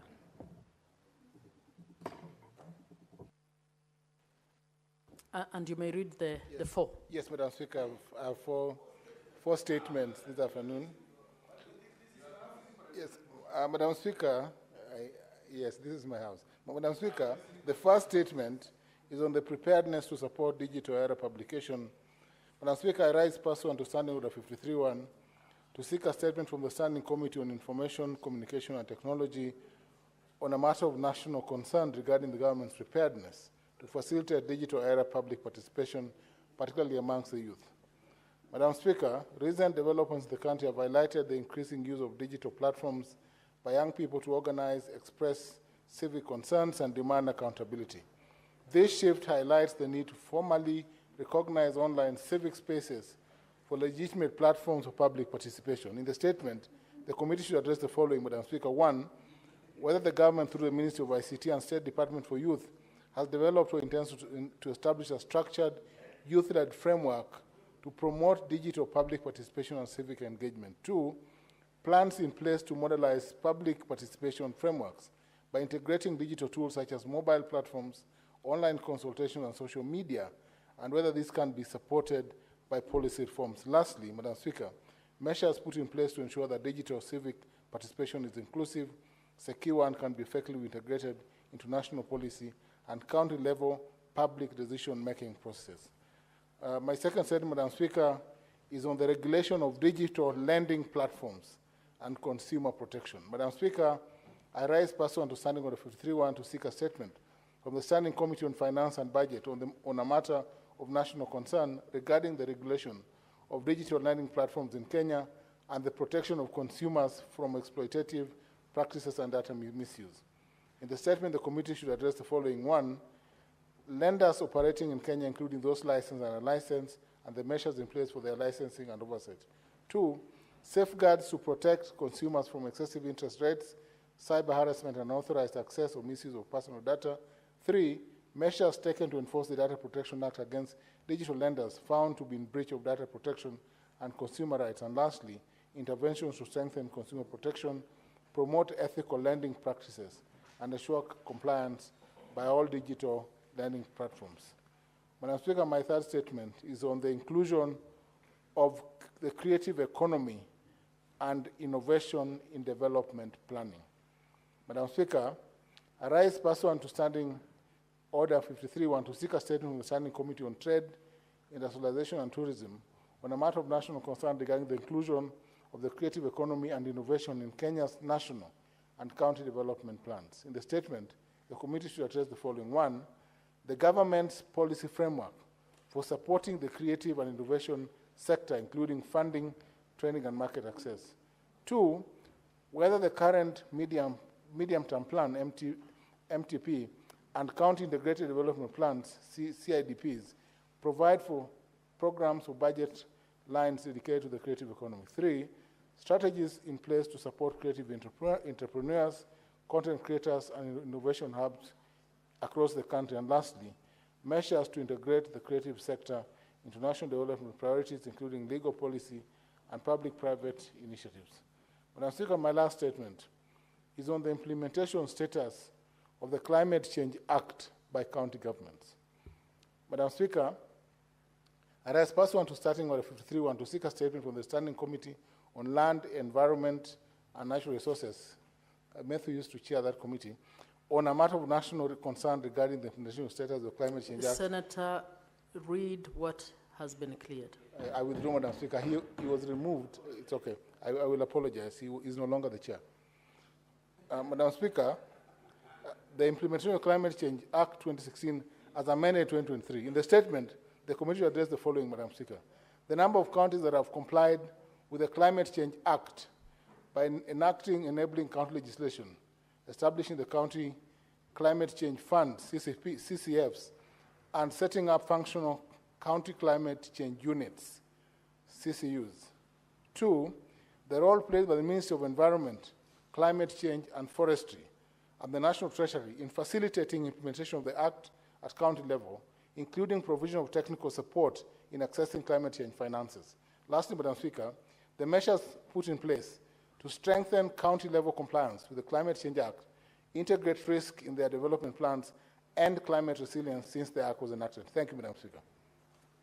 Senator Seki. Thank you, Honorable Speaker. Request for a statement on discrepancies and irregularities in the funding of public schools in Kenya. Honorable Speaker, I rise pursuant to Standing Order 53.1 to seek a statement from the Standing Committee of Education on a matter of national concerns regarding the funding of Auditor General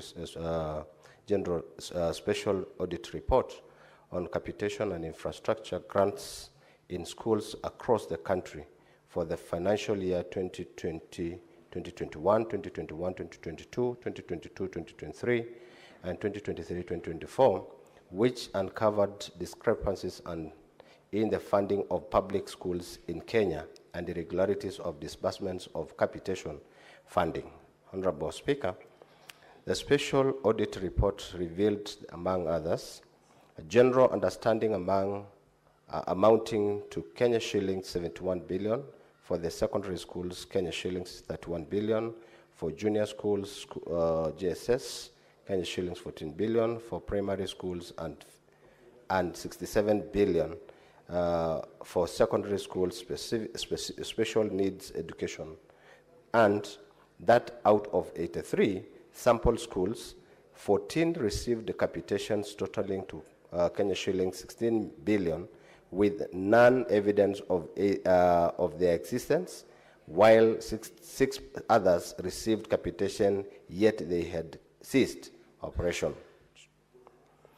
These revelations raised fundamental questions about transparency and accountability within the Ministry of Education and related agencies, and the integrity of their public finance management practices.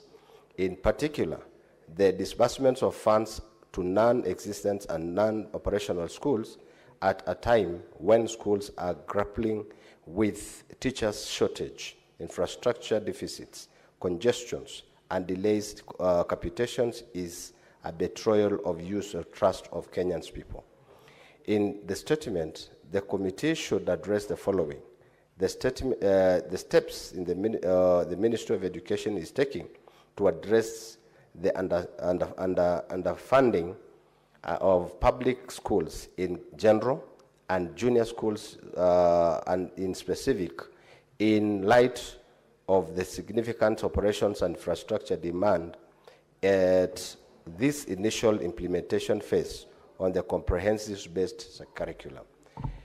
2, the mechanisms in place for verifications of the existence of schools before inclusion in the National Examination Management Information System, NEMIS, database, and the circumstances under which the 14 schools identified in the specific audit has having received capitation funds without evidence on their existence were including in the database.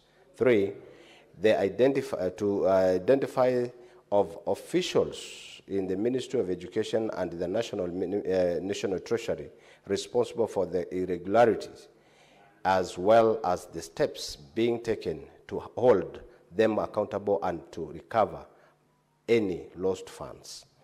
4, last, whether the Ministry of Education intends to understand a comprehensive verification exercise to ascertain the accuracy and integrity of the data in the NEMIS database to avert loss of funds, public funds, through further disbursements of capitation funds on non-existent and non-operational schools. Thank you, Honorable Speaker. Senator Hezana.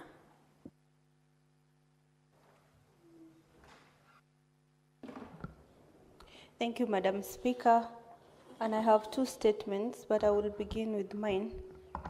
And this is a request for a statement on influx of wholesale traders from other counties into Samburu County. Madam Speaker, I rise pursuant to Standing Order 53-1 to seek a statement from the Standing Committee on Trade, Industrialization and Tourism on a matter of county-wide concern regarding the influx of wholesale traders from other counties into Samburu County.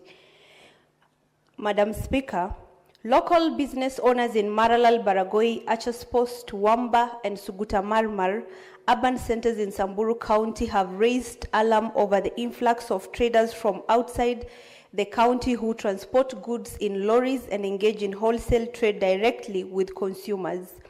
These trading activities have disrupted the local market dynamics and threatened the survival of local small and medium-sized enterprises in Samburu County. In the statement, the committee should address the following. 1, the regulatory framework put in place by the county government of Samburu to govern entry into an operation within Samburu County by traders from other counties, including whether the traders are subjected to the same licensing fee and levies paid by the local traders. Secondly, the enforcement mechanism in place to ensure that the traders from other counties comply with Samburu County trade and market laws. Thirdly, the specific steps the county government is taking to protect local and small and medium-sized enterprises in Samburu County from unfair competition. Thank you, Madam Speaker. Madam Speaker, I have a second statement by the Honorable Senator Catherine Muyeka Muma, who is you. And this is a request for a statement. And this is a request for a statement on the rise of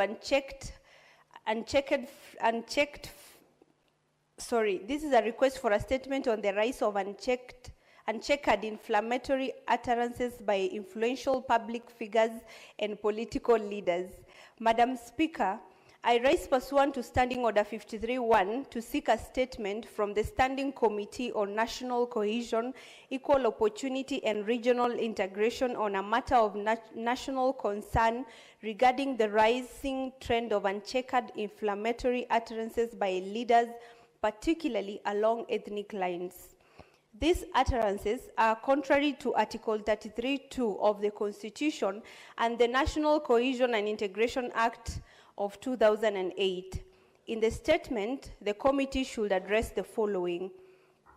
1, the measures being taken by the National Cohesion and Integration Commission, NCIC, to monitor, regulate, and deter the use of media platforms, both traditional and digital, in communicating messages that spread propaganda of war or conflicts, those which incite violence, those which amount to hate speech, or which advocate hatred that constitute ethnic incitement, vilification of others, or incitement to cause harm, or hatred that is based on any ground of discrimination specified in Article 23(4) of the Constitution.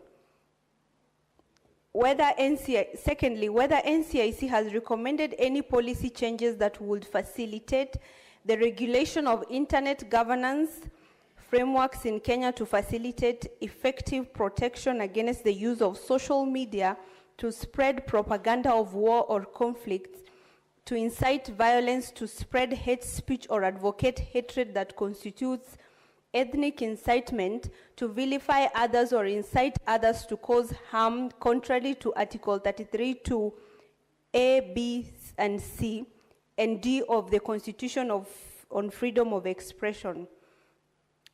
Thirdly, whether there is collaboration between NCIC, the Communications Authority of Kenya, the Media Council of Kenya, the Kenya National Commission on Human Rights, the National Gender and Equality Commission, as well as the investigative arms such as the National Police Service, the Directorate of Criminal Investigations, and the Office of the Director of Public Prosecutions in stemming this vice. Fourth, the steps NCIC and other bodies are taking to promote responsible communication and exercise the freedom of expression, especially by leaders in preventing ethnic polarization. Senator Catherine Muma, dated 17th of July 2025. Thank you, Madam Speaker. Senator Mwaruma.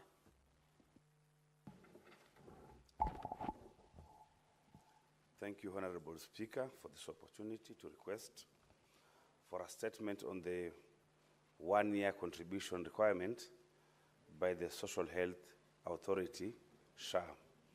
Madam Speaker, I rise pursuant to Standing Order 53-1 to seek a statement from the Standing Committee on Health on a matter of nationwide concern regarding the requirement by the Social Health Authority that patients contribute for a full year before accessing medical care.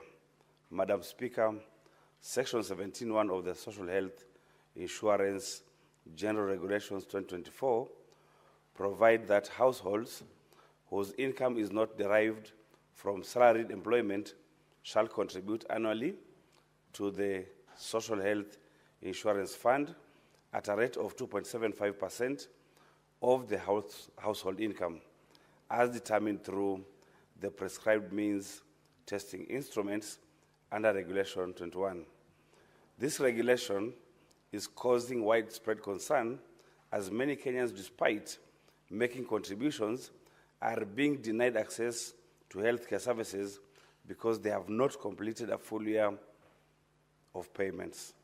This situation undermines the fundamental rights enshrined in Article 43(1)A and Article 43(2) of the Constitution of Kenya, 2010, which guarantees every person the right to the highest attainable standard of health, including the right to health care services. In the statement, the committee should address the following. One, the rationale behind denying medical services to patients who have not completed a full year of contributions, even in instances where the patient's contributions are up to date at the time of seeking treatment. Two, the government's position on this directive and the measures in place to address this matter. Three, whether personal data from the National Hospital Insurance Fund, NHIF, including contributor identity and contribution history, was successfully migrated to the SHA system. Four, whether the contributions made by N. Mkala Samba, ID number 67008002, and NHF number 05323375 on 21st February 2024, with a check number 591049118 and receipted number BK 5830865, intended to cover her up to April 2027, are valid and usable under the SHA platform, and if not, provide a remedy to her and all other similar cases across the country. I thank you, Madam Speaker. I don't see Senator Murango, so his statement will be deferred. Honorable Senators, I'll allow 15 minutes of comments on the statements, and I think, can we agree on 5 minutes for per speaker? Okay, 3 minutes per speaker. 3 minutes per speaker. Okay. Senator Sifuna. Madam Speaker, allow me some latitude through Senator Kenyuri to pass my condolences to the family of the late Honorable Catherine Nyamato. As you know, Honorable Speaker, there is another great woman leader, Phoebe Asio, that we are also mourning through her son Caesar and the entire Asio family. I just want to say pole to the families and to tell them that they are in our prayers. Honorable Speaker, at the weekend I had the opportunity to meet some young women from the University of Nairobi under the auspices of the ODM Women League led by the President, Madam Beth Siengo, who is a member of this House. And I can tell you that even though Caesar, Phoebe Asio and Catherine Nyamato have left us, there is a great, bright future for women leadership in this country. I met some very young, brilliant women like Rosalind Alionya, Rachel Kavita, Mary Letitia, and Kimberly Grace. And I am sure you followed those proceedings when they were speaking to the press. Although the press was a bit unkind and was trying to harass them, I have no doubt that the leadership of women leadership has a very bright future. Honorable Speaker, allow me to comment on the statement on disappearances and then on checking of inflammatory utterances. Honorable Speaker, the reason we insist that we need to build a country that works for all of us is that no one is safe until everybody is safe. You have heard from Nandi, you have heard from Marsabit, the senator for there, also saying that senior civil servants are also being disappeared. And this is why we must resolve this question for all of us. Honorable Speaker, lastly, in 2007, I was one of those young people who were saying one term to Kibaki because we wanted him to go home. And we voted to take Kibaki home, Honorable Speaker. We were very shocked when we were told that our vote does not matter, that someone sitting somewhere can actually alter the results at the ballot. Honorable Speaker, there is very irresponsible talk from leaders telling us that in 2027, if the votes for William Ruto will not be sufficient, they will steal for him. And the NCIC has just kept quiet. With that history of 2007, Honorable Speaker, the precursor of the violence was in the interference with the will of the people. And I want to join those who are saying, Honorable Speaker, because we've been told to wait for a democratic opportunity to remove the current government. If we exercise that democratic right and then you go and mess it up the way they're threatening to do, this country will be on fire like it was in 2007. And we don't fear saying it. So, Honorable Speaker, if the NCIC, the IEBC that has just recently been sworn in, cannot even summon these leaders, because as I understand the law on election offenses, you cannot be saying that. Senator Cheruyot. Mr. Speaker, two quick comments. Number one is on this issue. Madam Speaker, not Mr. Speaker. Apologies, Madam Speaker. I stand corrected. My apologies. Number one is on the statement by Senator Jones Mwaruma with regards to SHA. Madam Speaker, there's something untidy about how this provision for payment, either monthly or yearly, is being communicated particularly to the elderly people and those that live in the villages, Mr. Speaker. Over the weekend at a function, I was actually challenged by people who could not distinguish between what's the difference between monthly and yearly payment. Mr. Speaker, there is an assumption that everybody understands English and Kiswahili. That is not true. We live in a country, especially particularly those of us that represent rural counties, Madam Speaker, where we have the elderly who did not have the benefit of going to school, Madam Speaker. They too deserve access to that information. And therefore, I join myself in the comments by Senator Mwaruma that there needs to be clarity in that particular space. While me and you, who are salaried employees, Madam Speaker, will not face a challenge because this is deducted alongside our salaries, it's causing a lot of challenge to the ordinary citizens who have to pay either on a monthly, Madam Speaker, or yearly, and what provisions have been made. I know, for example, Madam Speaker, that SHA has actually provided even the opportunity that you can borrow funds, Madam Speaker, through Hustler Fund and end up paying for your monthly, your yearly contribution, so to speak. But that is not information that is available, Madam Speaker, to the people that I represent. And therefore, on that account, Mr. Speaker, I expect that the CEO will provide this information for citizens to be able to understand. Lastly, Madam Speaker, in their tabulation of how much each county government received in on-source revenue, I have seen governors from across the country include share contributions or compensation, rather, Madam Speaker, in the declaration.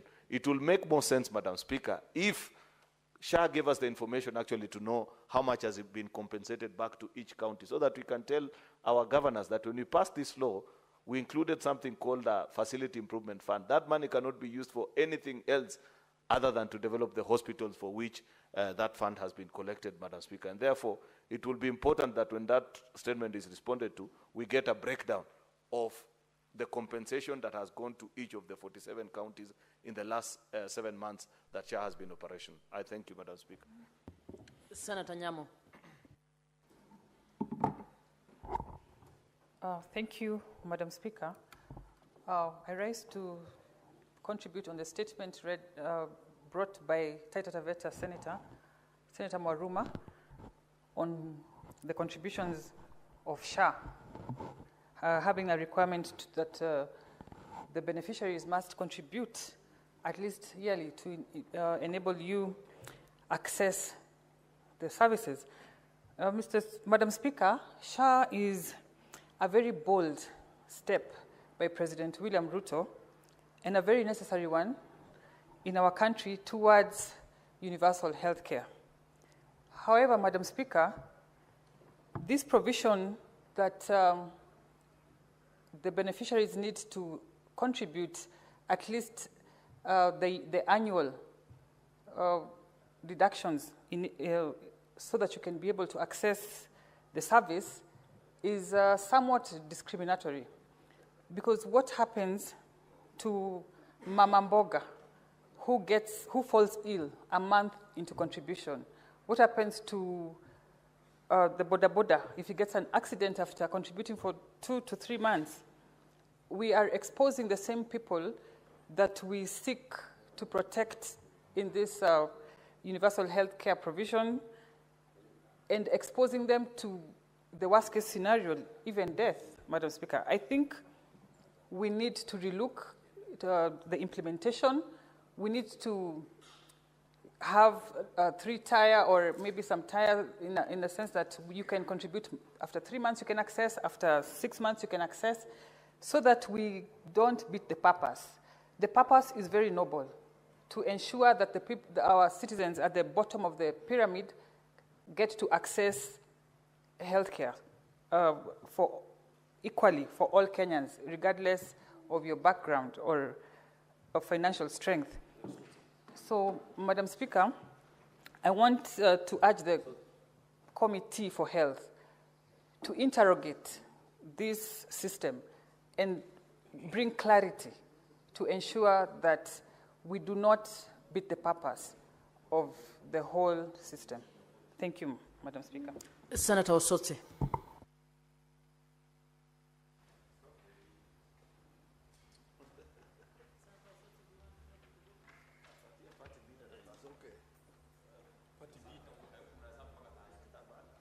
Thank you, Madam Speaker.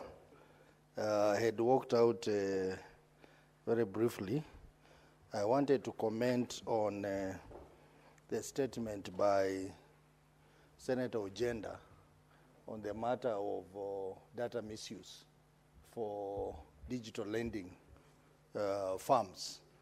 I think, Madam Speaker, that's a very important statement, because we are all exposed to this danger on our phone, where some people, in the process of borrowing digital loans, they use other people as references. And therefore, within a very short time, you see pop-up messages coming on your phone, maybe marketing messages or all kinds of messages which are targeting people. So I think it is an important thing that the Committee for ICT needs to look at, and also the institution responsible for matters of data protection can also look at that to safeguard the interest of Kenyans. And overall, Madam Speaker, I thought we also need to have proper regulations regulating these digital lending firms. They have really increased in number, and some of them are operating outside the banking regulation, outside the CBK regulation on matters of lending. So I think we need a proper framework, and that can also be handled by the Committee for Finance and Budget. Madam Speaker, I have also seen a statement by Senator Seki on the issue of funding of schools. Madam Speaker, it is so sad that many of our schools, especially secondary schools, are on the deathbed because of capitation challenges. Either the capitation money comes late, or that capitation money is not adequate to run the schools. I think something has to be done around the issue of funding of our schools. I was in one of the schools in my county where they cannot even afford lunch for students. The teachers are contributing so that they can cook lunch for the students. Mr. Speaker, when we get... Senator Methu.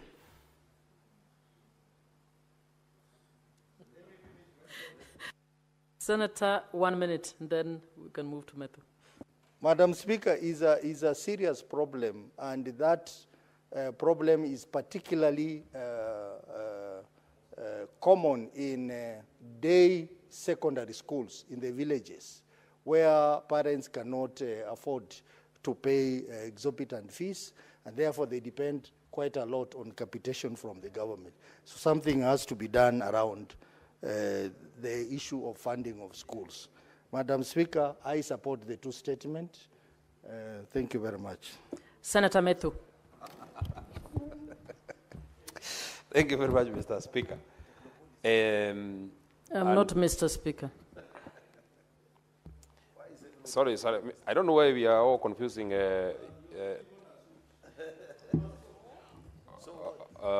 But Madam Speaker, maybe it's because of the strength of your voice.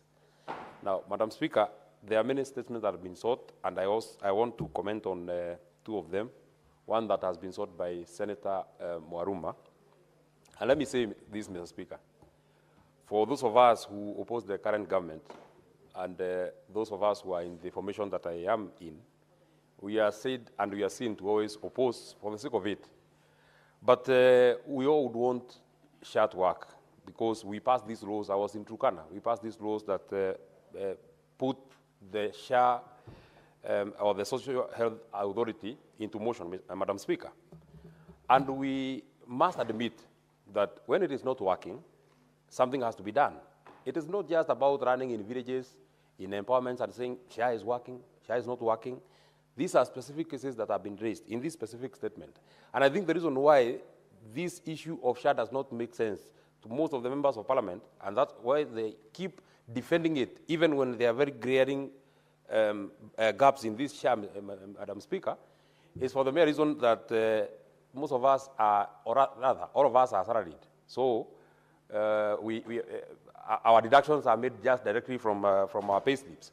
And more importantly, we also have a very good medical cover. Because members of parliament have a very good medical cover, they don't care what the other Kenyans are feeling and how they are suffering, Honorable Speaker. Because it does not make sense that you have paid for SHA faithfully for 2, 4, 7 months, but if you have not paid for it annually, you cannot get this service, Madam Speaker. So now tell me, if you have to pay for 8 months and you are not able to get services on the 8th month, what happens about the other months that you have paid, Madam Speaker? So we shall continue speaking until this Social Health Authority works the way it is supposed to work. Maybe finally, and I would want your guidance, Madam Speaker, on how you process statements as it was sought by Senator Dhangwa. I am a bit uncomfortable with the statement that has been sought by Senator Hezenare Maretian. Madam Speaker, in this statement, the good senator is asking for protection of traders because traders have come to their county in Samburu. Madam Speaker, I do not think there's a law that would prohibit anybody from doing business anywhere. Because what has been sought in this statement, Madam Speaker, is that there is a large influx of traders from outside the county who are doing transport of goods and... Senator Methu, in 30 seconds, finish, please. In fact, Madam Speaker, you should give me 1 minute because it is you who processed this particular statement, and this is a very defective statement. And Madam Speaker, proceed. We must speak about inclusivity. We cannot speak about inclusivity when we want to exclude some people from doing some business from some place. If you are to argue the same way, Senator from Nairobi will say that people are doing business in Nairobi. Then it will be very difficult for me to set up a business in Kericho. It will be very difficult for a Kenyan to go and do business in Vihiga. We must allow free movement of goods and services. We must allow free trading between communities across board, Honorable Speaker. And I also find it very ridiculous that in one of the asks of the statement is the enforcement. What's your point of order, Senator Cheruyot? Madam Speaker, apologies to interrupt my neighbor. But I just wanted to request him to cut that part of the clip of what he has spoken in his lucid moment here in the House, where he speaks about inclusivity, and send it, Madam Speaker, to his party leader currently in the U.S., who has told us that only one community does business. Senator Cheruyot, you are out of order. Senator Cheruyot? That is, Senator Methu, ignore that and finish with your 15 seconds. You know, my former cousin, Madam Speaker, is a bit uncomfortable with the new friends that I've got in the likes of Senator Sifuna, the new cousin now. But I just wanted to say, Madam Speaker, we cannot, the ask that has been asked on the enforcement mechanism to ensure that traders from other counties comply with the county trade and market laws. Madam Speaker, the enforcement is by the county, because the laws are by the county. What else is the committee or the Senate expected to do in terms of enforcement? If these people have paid the levies that are required, if they have paid the fees that are required to go and do business in Samburu, nobody can stop and nobody should stop. When we speak about integration... Senator Omtata.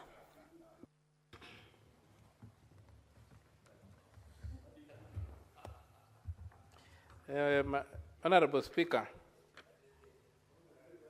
I rise to continue from where Senator Methu has left off. That's a constitutional right for any Kenyan to live and reside and trade anywhere in this country, so we cannot curtail that freedom. But I will proceed to comment on the statement by Senator Mwaruma on the chief. Madam Speaker, it is really disheartening that we have reduced the health of people into a mechanism of extracting money from the poorest of the poor. Chief is an extraction mechanism for stealing from the poor, because if we really wanted universal health care, we would begin by fixing public hospitals. We have not done that. Instead, we are forcing people who otherwise would have enjoyed cover to pay annually when they don't have capacity. People should be allowed to pay according to their capacity. They would have to enjoy a cover that is given by the state. But all said and done, Madam Speaker, the chief arrangement is an extortion mechanism, and that's why they are prioritizing to get as much money as they can from the Kenyan citizen. And that needs to be stopped, so that if the issue is to give people health care, let us fix the health system, let us get the hospitals working, let us get the doctors in public hospitals, and let us run universal health care on public hospitals. Running universal health care on private hospitals is opening an avenue for looting from state coffers.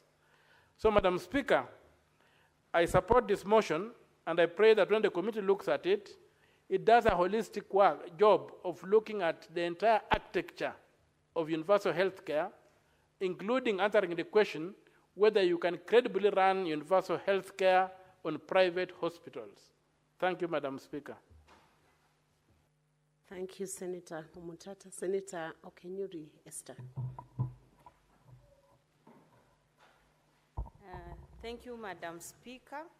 I wish to comment on the statement by Senator Catherine Muma on unchecked inflammatory utterances. Madam Speaker, we cannot legislate on morality because I think such kind of utterances has to do with behavior, Madam Speaker. Unfortunately, the Kenyan populace cheers such kind of utterances. So what can we actually do in regard to the statement by Senator Muma?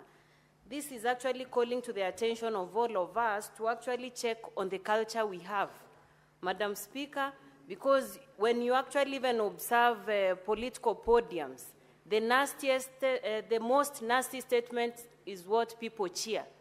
And what our young people learning, they're just picking up from what they see their leaders do.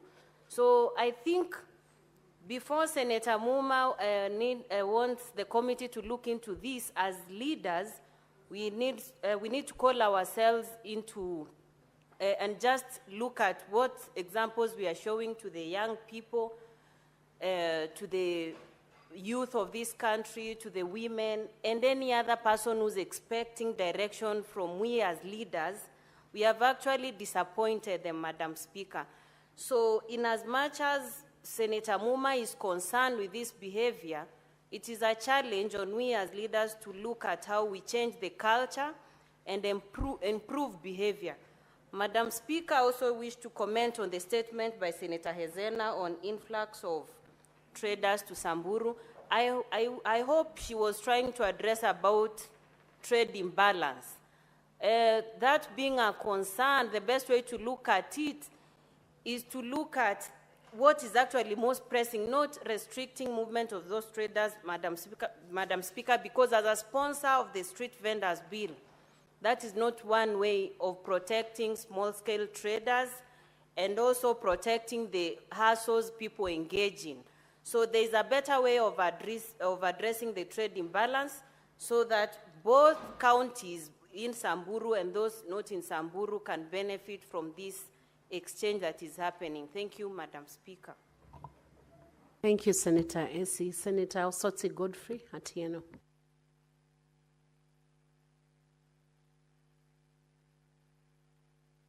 Next order. Order number 16, motion, consideration of the National Assembly amendments to the Startup Bill, Senate Bills number 14 of 2022. Person Standing Committee on Trade, Industrialization and Tourism to move the motion. That's you are holding forth. Yeah. The Senator Esi, proceed as the Vice Chair. Thank you, Madam Speaker. I'm holding forth for the Chair. I'm the Vice Chairperson of that committee. And Madam Speaker, I beg to move that the National Assembly amendments to the Startup Bill, that is Senate Bills number 14 of 2022, be now considered. Briefly, Madam Speaker, the Startup Bill actually seeks to provide a framework to encourage growth, sustainable technological development, new entrepreneurship employment, and creating a more favorable environment for innovation and attract Kenyan talents and capital. I also wish to thank my sister, Senator Christo Asige, for this bill. And after the bill was passed by the Senate, that is on the 21st of February 2024, the bill was transmitted to our sister house as required by the Constitution. The Committee on Trade that I sit in the National Assembly considered this bill and came up with 51 amendments to the bill. Our committee reviewed the amendments made by the National Assembly and agreed with the 25 amendments but rejected 26 amendments. Madam Speaker, the amendments by the National Assembly that the committee adopted enriched this bill further, and the committee saw no need in dropping them. Madam Speaker, allow me to also comment on the amendments that the committee rejected. The committee noted that the National Assembly had actually sidelined county governments in this bill. They had removed counties from participating in any role. An example is deleting the definitions of CEC or county executive member. The committee rejected deletion of this because deleting the role of the CEC as it is would make implementation at the county level impossible. So under clause 4 of this bill, the National Assembly deleted the role of the agency and the county governments and replaced it with the role of agency and the estate in implementation of the Act number 4.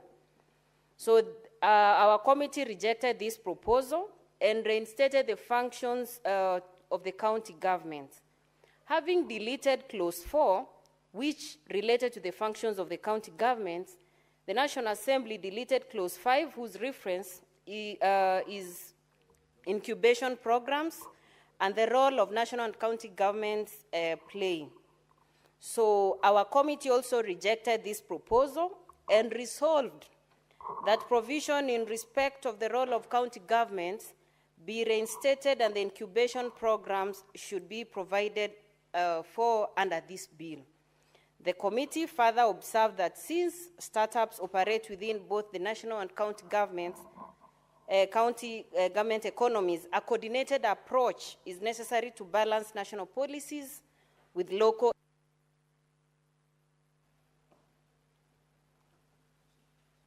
Okay. So, Madam Speaker, the National Assembly also wanted to delete the registrar of startups, whose responsibility was to register startups and replace with a startup committee.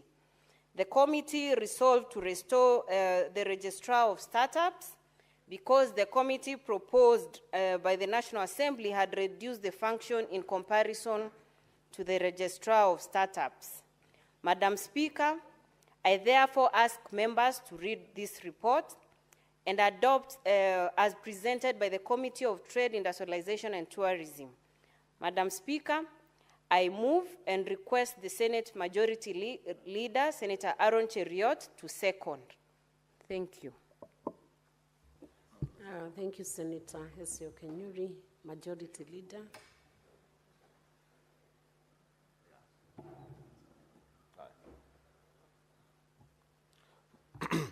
Madam Speaker, I rise to second this motion by the Vice Chairperson of the Trade Committee. The Startup Bill is a very important bill.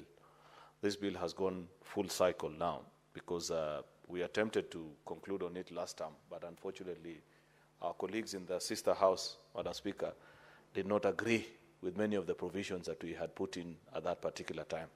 I am at least at this point impressed, Madam Speaker, that they have considered it, albeit with amendments that many of us will find very difficult to agree to. And therefore, it is on that basis, Madam Speaker, that we are moving this motion to reject or to consider. The parliamentary language is consider. But in true sense, what we are doing is that we are rejecting the amendments, quite a number of the amendments from the National Assembly, because our perspective and our view to issues as a House, Madam Speaker, diametrically differs with how our colleagues from the sister house look at things. And that's the beauty of our democracy, that's the beauty of a bicameral parliament, Madam Speaker. We serve to protect the interest of county governments, Madam Speaker. And any time somebody does any amendment to any law that is to the disadvantage of county governments, we find it very difficult. I personally, Madam Speaker, will never support such a bill because I know for a fact that having looked at the history of this country, Madam Speaker, despite my relatively young age, I know that looking at the 60 years that Kenya has been under self-governance, Madam Speaker, devolution still occupies the pridal place as the best innovation ever by the people of Kenya to themselves. And at every turn, Madam Speaker, we should always seek to entrench it and ensure that when we pass laws in this House, Madam Speaker, we're actually fostering devolution. The rest of the challenges we'll deal with later. The thieving that we have in our county governments and all these things, I have said times without number that they are not unique. They are a Kenyan problem that exists both at the national and county government. So it should never be a basis, Madam Speaker, upon which you deny functions to county government. If it is about inefficiency, Madam Speaker, the same level of inefficiency that I see in the national government is what I see in county governments, Madam Speaker. Therefore, that can also not be a basis upon which somebody argues and says, oh, there'll be efficiency in a particular office. In fact, to the contrary, Madam Speaker, I am a firm believer, Madam Speaker, that if you want to actually exercise, Madam Speaker, efficiency in service delivery, let us devolve more functions of the national government, Madam Speaker. What is the problem, Madam Speaker, if people are allowed to register businesses back in their counties and keep a single registry? What is unique about a business registration, Madam Speaker, that it has to be centralized, Madam Speaker? There is no problem. I know there can be ways through which you have a similar system that checks and ensures that you don't have same registration details to one particular business within the jurisdiction of the country, Madam Speaker. But if you check through the process through which people go to, and you're told, oh, you have to wait, I don't know, the papers have gone to Nairobi for this or the other, Madam Speaker, there is need to further decentralize. If you go to a Huduma Center in Kagio, next to your home, Madam Speaker, and you want to register a startup as a person from the village where you come from, they will tell you, yes, you can begin that particular exercise. But it will take a lot of time, Madam Speaker, because that system is still centralized. It has to be sent here to Nairobi to be counter-checked. Then it goes back, Madam Speaker. That is no way of ensuring that there is efficiency. On this particular issue, for example, of registration of businesses, Madam Speaker, and the desire to have a registrar purely for startup businesses, Madam Speaker, I would want, though, to be convinced by the committee why they want us to go the way they are proposing. Though I do not agree also with what the National Assembly had proposed, that the current business registrar is sufficient.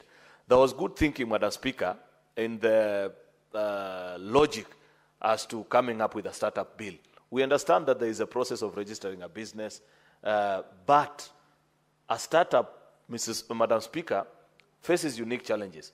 And what is being envisioned in this particular bill is to make it easy for those that run startups, Madam Speaker, to actually operate with very little or minimum government interference. I wish our colleagues in the National Assembly, and this is why I disagree with them on many occasions, had actually restricted themselves or at least said something about the issue of taxation challenges that startups face in this country, Madam Speaker. Because every time we introduce an amendment that appears, even at the minutest of detail, close to anything to do with taxation, that house goes up in flame and they reject it. Then it is our genuine expectation that because they have self-governed on that particular topic and say they're the only ones who have the ability to consider it, that they would have at least have said something about either tax rebates, Madam Speaker, or having a special unit within KRA to specifically handle the issues, Madam Speaker, of startups, Madam Speaker, because you'll find that the same legal requirements that are faced by businesses that have been existent for 50, 60 years, Madam Speaker, some of them extremely stringent, and you will require somebody who runs a complete enterprise, complete with an accountant, Madam Speaker, for them to meet the tax requirements. And you know how we change our taxation policy in this country almost on a yearly basis. It was my genuine expectation, Madam Speaker, that for somebody who runs a startup, where they are the CEO, they are the HR manager, they are the accountant, Madam Speaker, we will make the taxation regime very friendly to them, Madam Speaker. Unfortunately, that hasn't been spoken into. If the House agrees with what the Trade Committee is telling us, that we actually consider these amendments and reject some of them, that will trigger a mediation. It is my hope that the people that will put into that mediation committee to represent us in this House, at least because at the mediation level, Madam Speaker, they can introduce something, say something about a tax proposition to startups, Madam Speaker, providing a unique environment for them so that you don't have to consider them alongside more established businesses, to make it possible for them to transact, to trade, to deal, Madam Speaker, and grow their enterprises devoid of all these other challenges. With those many remarks, Madam Speaker, I beg to second. Thank you. Thank you, Majority Leader. Honorable Senators, I propose the question that the National Assembly amendments to the Startup Bill, Senate Bills number 14 of 2022, be now considered. Senator Osotsi.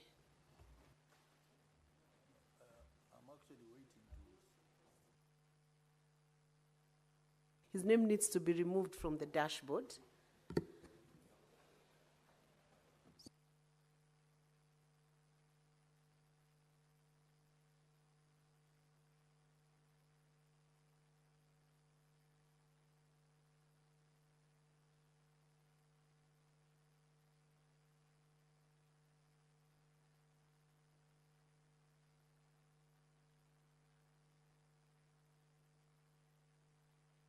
Senator Crystal Kegehi Asige, this was your bill. You can contribute to it. Thank you very much, Speaker.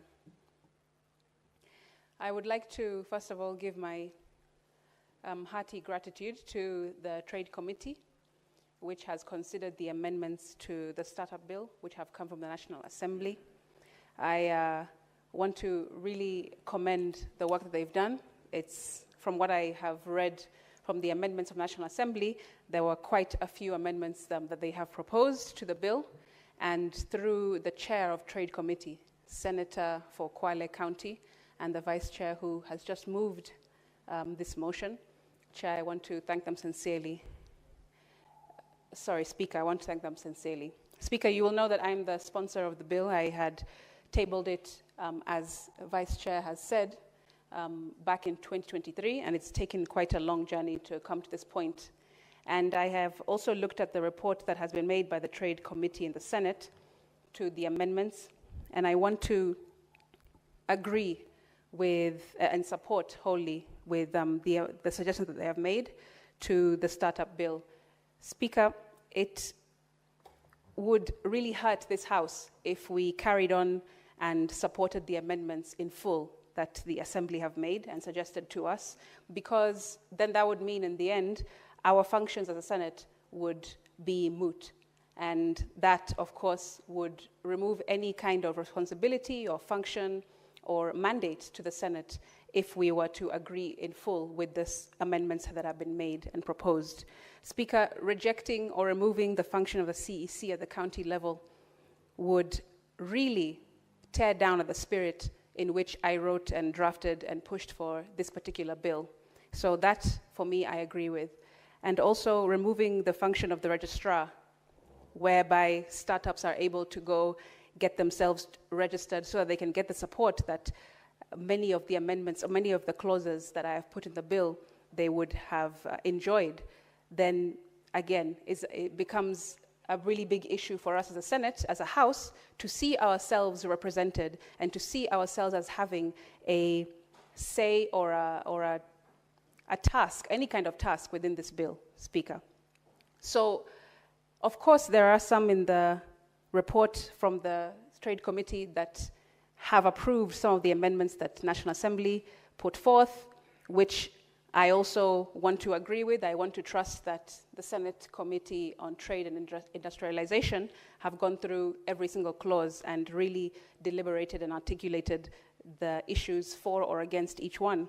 And I have no problem with the ones they have said should carry on as amended by the National Assembly. However, as the Majority Leader has rightfully said, for the ones that we do want to reject from the National Assembly, that will trigger a mediation process.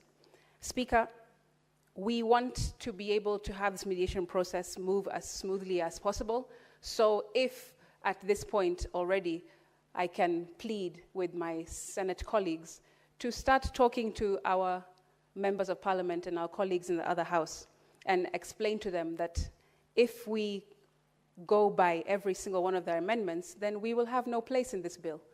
I, as the sponsor of the bill, will have no place in the bill. And of course, at the end of the day, the people who are the stakeholders, the young people, our business owners, our innovators, our entrepreneurs, our science and research fellows across the country, they'll be the ones to suffer, Speaker, because this is what this bill speaks to. It speaks to trying to solve the problem of unemployment, because as young people, we are trying to say that if we're not going to get employed, then we might as well create employment and become the employer. And that's the spirit of the startup bill, Speaker. And if we continue down the route that has been suggested by the National Assembly, then I'm afraid that this will not have a positive consequence on the people that it's supposed to serve, which is young people and entrepreneurs across the country. So, Speaker, in short, I would like to support the report by our Trade Committee and encourage and plead and beseech the rest of the House to vote no to the National Assembly amendments because, as has been said, we are not in full agreement at this very moment.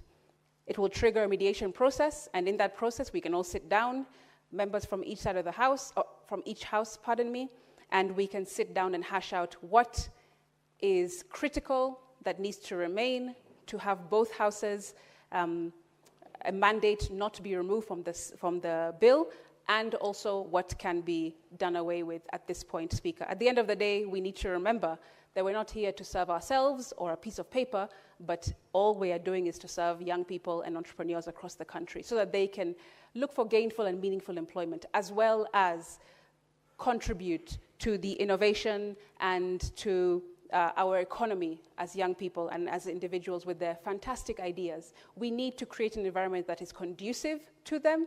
We need to be able to support in capacity building through the different hubs that are being suggested through the bill that I put forward, to have funding, support them at their startup level with all kinds of training and seed funding to their ideas and innovations, Speaker, and all of that is within this bill. So the sooner we get to the mediation process, the sooner we agree on both sides from both sides of Parliament, and the sooner we come back and vote on this bill to be passed, then the sooner we are going to support our young people across the country. And I, for one, feel that that should be our bottom line. And that is my bottom line, to listen, to oversight, and to articulate so that we can legislate fully and effectively for the people that we're here to serve. I support and I thank you. Thank you, Senator Christo. There are no other senators willing to contribute, so I'll call upon the mover to reply. Honorable Speaker, I rise pursuant to Standing Order 66.3 to request that we defer putting of the question to a later date. Thank you. The putting of the question is deferred to a later date. Next order.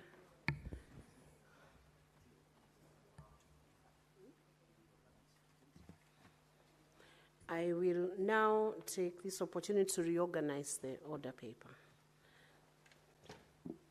Next. Order number 25, the Technopolis Bill, National Assembly Bills number 6 of 2024, second reading. Majority Leader. Thank you, Madam Speaker. Madam Speaker, I beg to move that the Technopolis Bill, National Assembly Bill number 6 of 2024, be now read a second time. Madam Speaker, this bill, the Technopolis Bill, was published in the Kenya Gazette Supplement number 30 of 2024, dated on the 2nd of February 2024, and passed by the National Assembly actually in the month of December last year, after which it was referred to this House in the month of February, and our committee has done some fairly good job on it, listened to stakeholders. Madam Speaker, our aspirations as a country to be the regional and perhaps even challenge global leaders in the technology space, Madam Speaker, is not a secret. Over the years, there are many things that even world-renowned tech giants have visited this country actually to learn a thing or two about the things that we do as a country. And in the use of technology, Madam Speaker, despite the fact that we have many other challenges, Madam Speaker, has helped many people create businesses. There are many young people today, Madam Speaker, who, in the absence of the technological innovative space that exists in this country, will actually be jobless. And, Madam Speaker, therefore, as policy makers, as legislators, we must always strive to find ways in which we continue to work hard and make ourselves respectable global leaders. At least on the African continent, Madam Speaker, I know for a fact that very few nations will hold a candle to us in this particular space, where it's regard to IT startups, Madam Speaker, or even at the very basic level, Madam Speaker, availability of internet services, Madam Speaker, through the broadband superhighway across the country. You understand, Madam Speaker, because you were Secretary General of UDA at that particular time, that part of our 5 key agendas is actually the digital superhighway, Madam Speaker, to lay over 100,000 kilometers of cable across the country so that people can easily access internet. Because you understand that there are many young people who actually draw or learn, Madam Speaker, or run their businesses, Madam Speaker, through the internet space. And it is important, Madam Speaker, to ensure that this is provided for and we do things that encourage this innovation. I am only disappointed, Madam Speaker, in the fact that as we speak today, this bill will actually be responding to only one of the digital hubs at that very high level that has been set up in the country, which is the Konza Technopolis, Madam Speaker. It would have been my hope and appreciation if similar campuses will be replicated. I've had opportunity when I served in the ICT committee in my first term in this Senate, Madam Speaker, to actually visit 2 what you would refer to as a proper digital hub. One is the Panasonic Center in Tokyo, Japan, and 2, Madam Speaker, I forget the exact name, Madam Speaker, of a particular city in China, but it was within that particular space that I began to appreciate what exactly such developments as a Konza Development Center, Madam Speaker, IT Development Center, Madam Speaker, would do and contribute in terms of business opportunity to this country. And we must always strive and find ways through which we strengthen and provide them with a legal framework, Madam Speaker, so that they are able to invest, Madam Speaker, and attract actually investment. People can come and set up their businesses here. You understand, Madam Speaker, that last year, when the President visited the United States of America, there are quite a number of IT firms that expressed desire and interest to come and study and understand this Kenyan technology space and why it continues to be a trailblazer on the continent, Madam Speaker. But there are many things that held them back from investing. Of course, Madam Speaker, the space to work on, the very harboring, actually, cost of power, Madam Speaker. It's something that provided a significant challenge to many of them, because if you work and look into this technological space, Madam Speaker, you provide the conducive environment for these companies to come and set up their businesses. Remember, this is a space that is extremely competitive. If you expect them to buy even something as simple as power at the same cost, Madam Speaker, with another industry that manufactures cement and the rest, they will not compete and they will never find us attractive. That's why you're creating this authority, so that, Madam Speaker, at that Konza Technopolis, it's one of the Vision 2030 projects that as a country, if we are able actually to set it the level that it was envisioned in the year 2005, Madam Speaker, when it was first launched, Madam Speaker, then we can say actually that we have ticked part of the items that we signed up for in the year 2005 as a country. You know, the unfortunate thing about us, Madam Speaker, is that there is an obsession almost by every administration to try and recreate a new program and put in the energy of the things that they feel this is what will be known more about.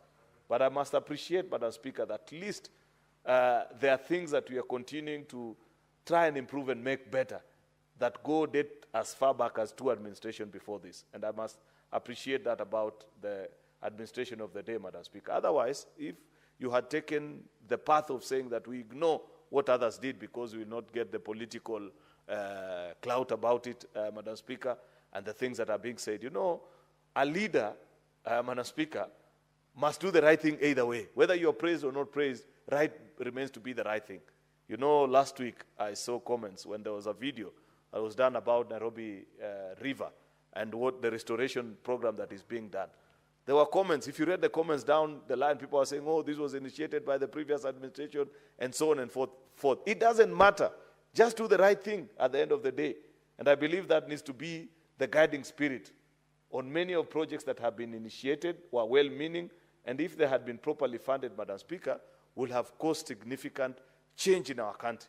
I believe that is a guiding ideology in trying to fulfill actually the dream that the NAC administration had when they set up the Konza Digital Center, Madam Speaker. I have visited that place, and Madam Speaker, if you visit that place today, you will understand and appreciate that there is big potential and the opportunity to employ thousands, if not hundreds of thousands of young people if we achieve, Madam Speaker, and provide them with the necessary support that is needed. That's why this bill is extremely important, and I have sat down, Madam Speaker, for all those hours waiting for an opportunity that we consider this bill, add our thoughts.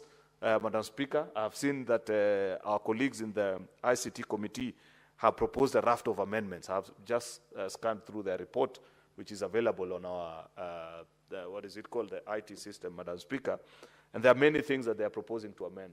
And I agree with actually almost all of them. There may be one or two that I'll need further convincing or to understand the perspective from which, Madam Speaker, the members of ICT are speaking to us about. But the objective of this bill will actually provide us with a comprehensive framework to establishment of a Technopolis in Kenya and create this authority known as the Technopolis Development Authority, which is responsible for the development, governance, planning, management, improvement, and maintenance of every Technopolis that is available. That's a point I was speaking to Senator Osotsi, that as we speak today, it's only Konza that we can refer to. But it will be my wish that this is set up in the different parts of the country.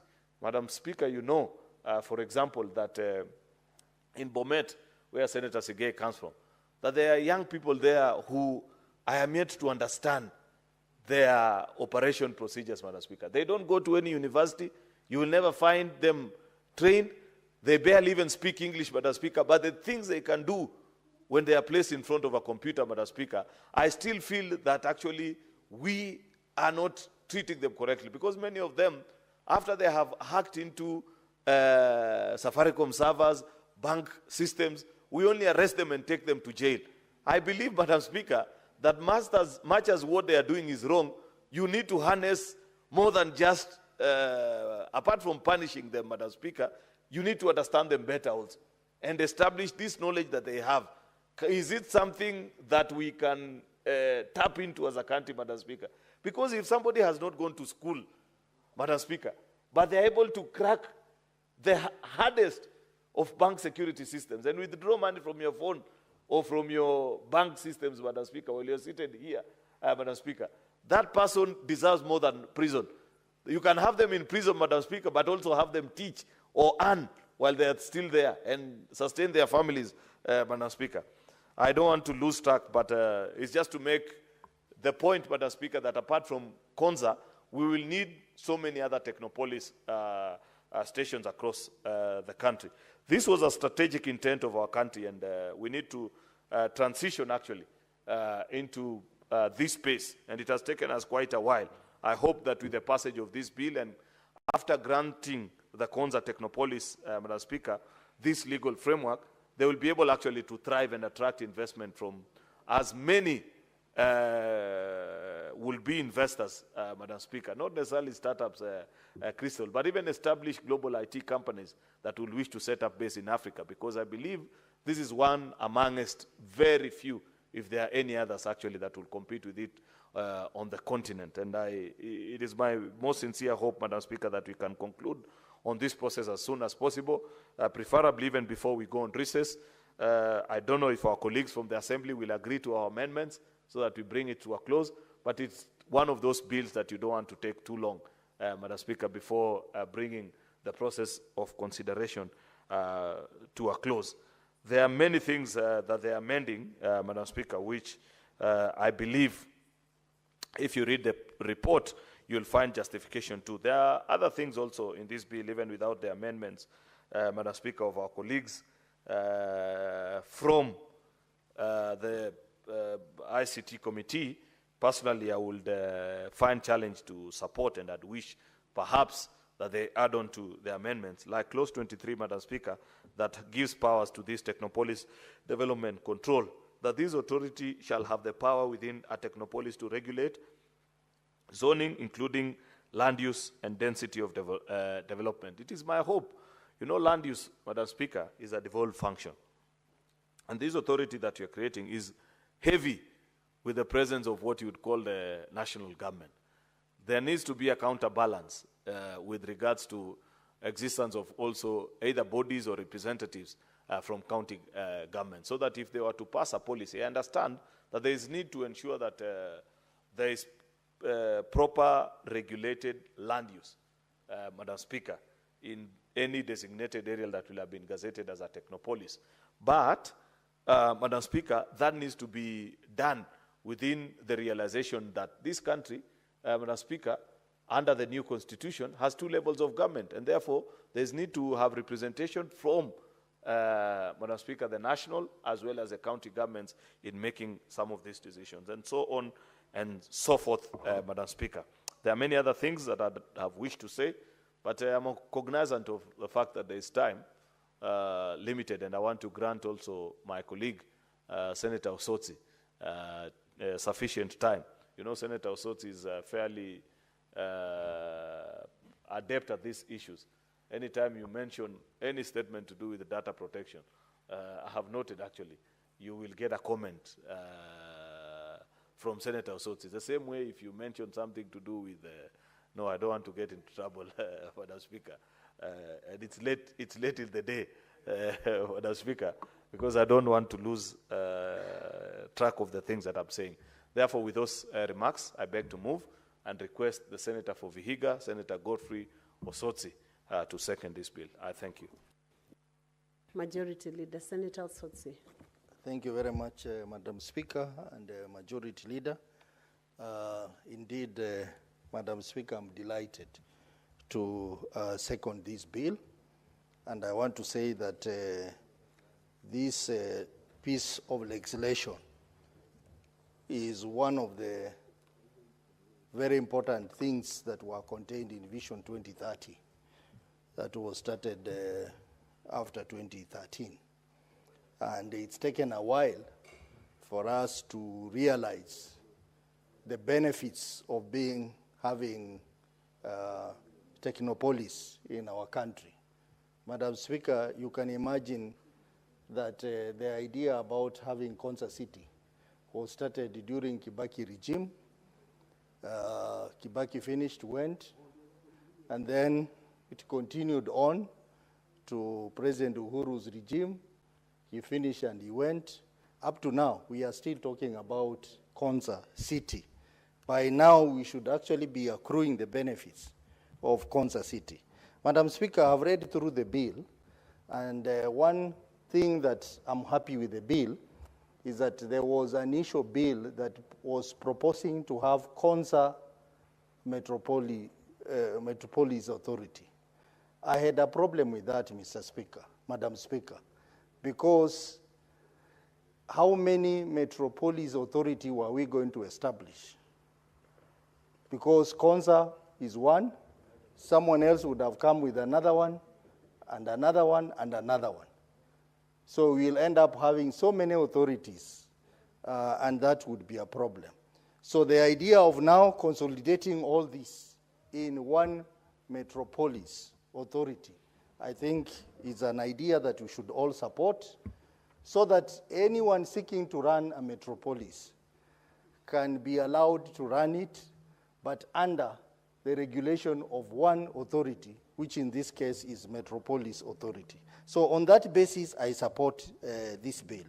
But Madam Speaker, even as I support this bill, because I know it's going to bring order in the way metropolis are going to be established, they're going to be run, how land use within those metropolis is going to be managed, how licensing of various institution is going to be done, it's a good idea.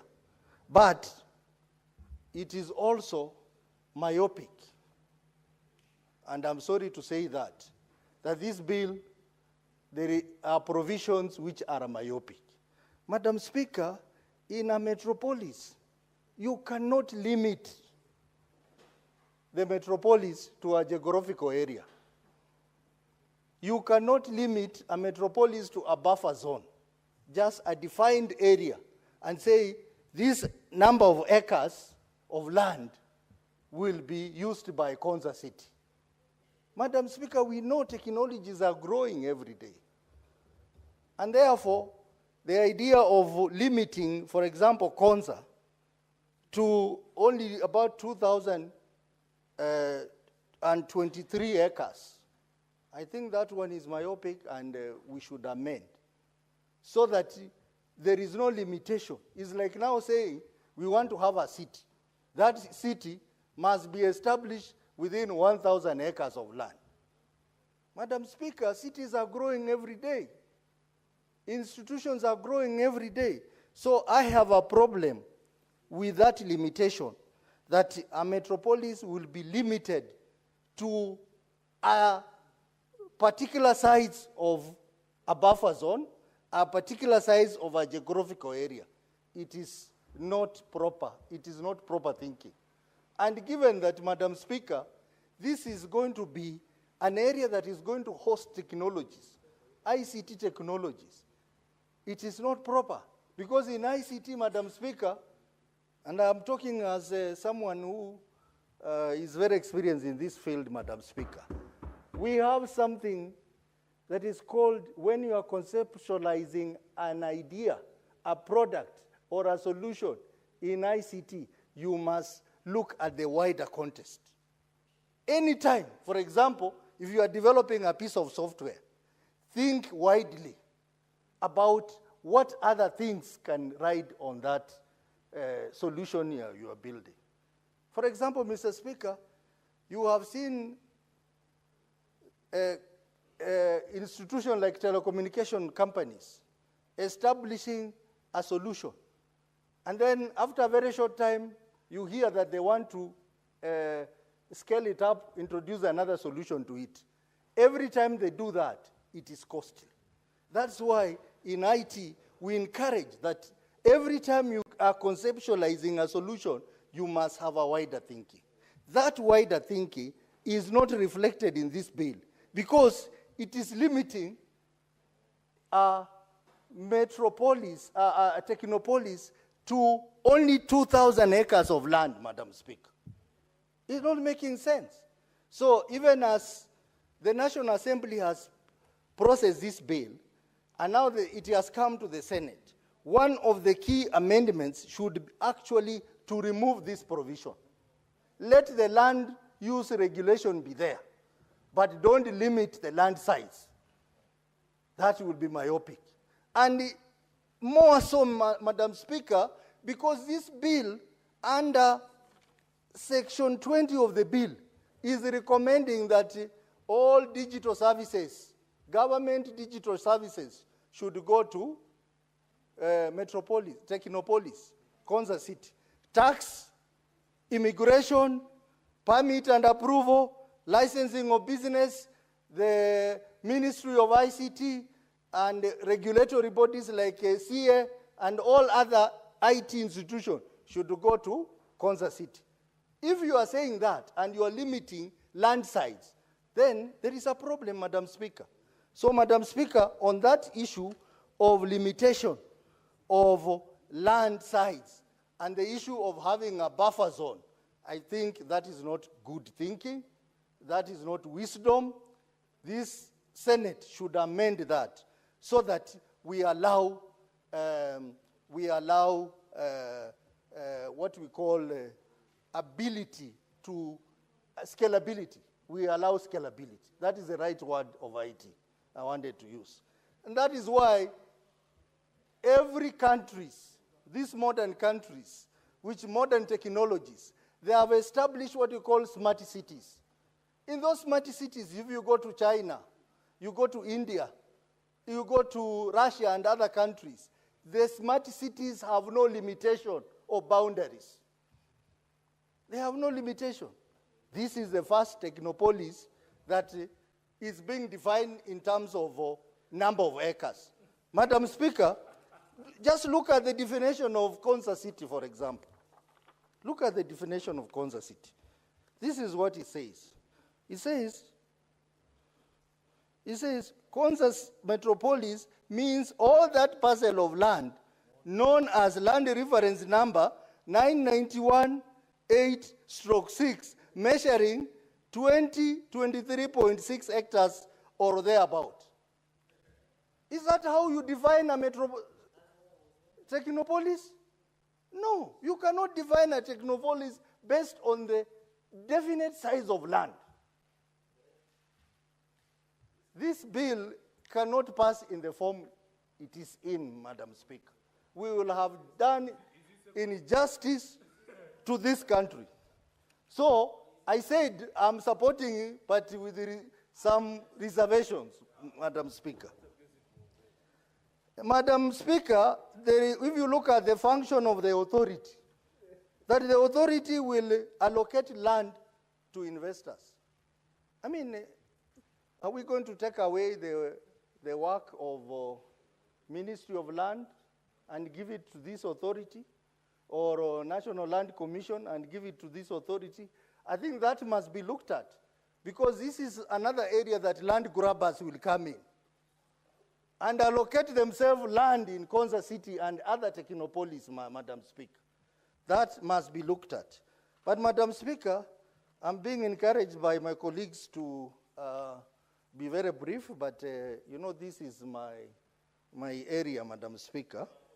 So let me educate this House a bit in these areas.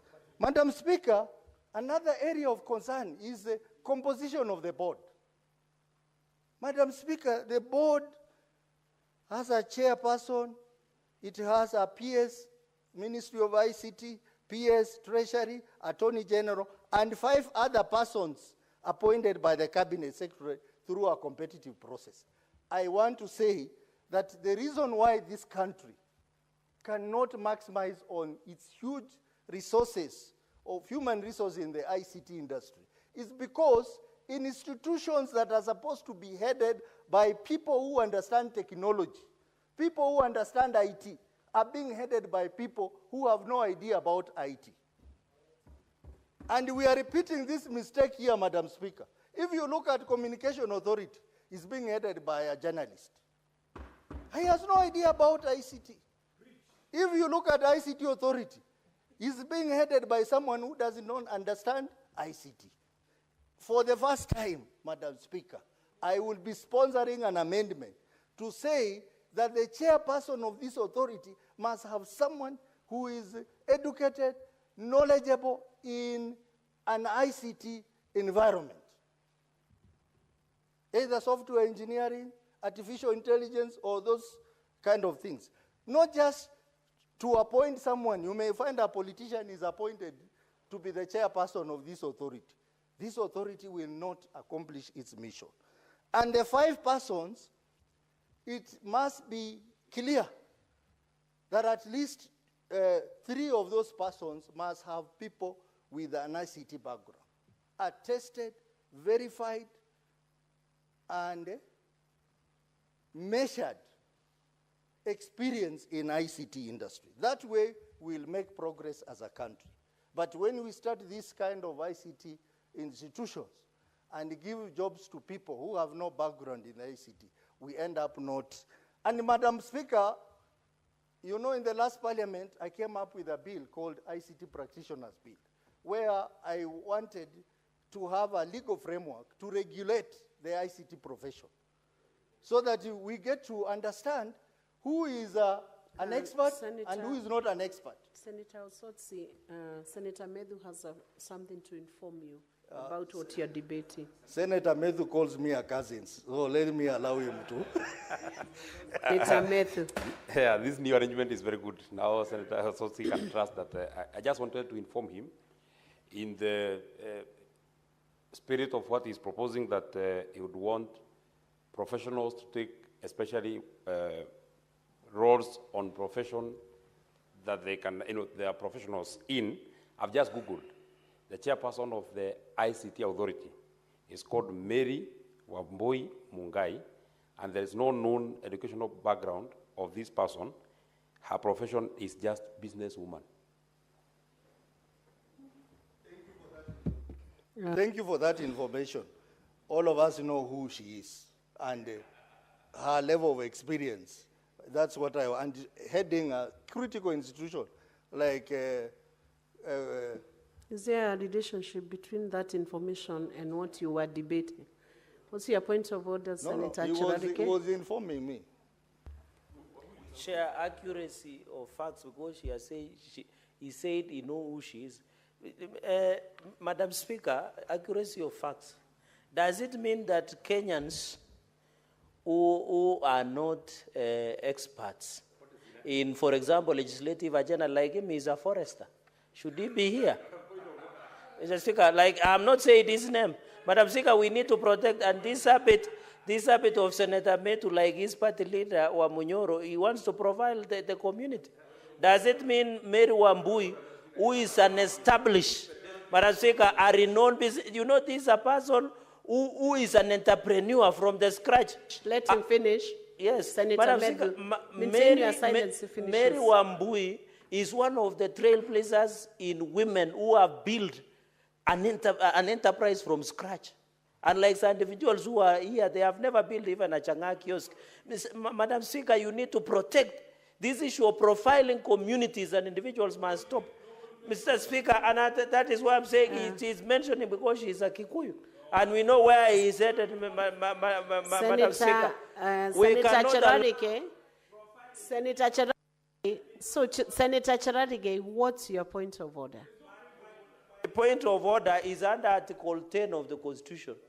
Every Kenyan has a right to sit in, and that is why if today, Madam Speaker, for example, you must, if we were, Madam Speaker, let me just conclude Senator Chirarike, so that you can rule.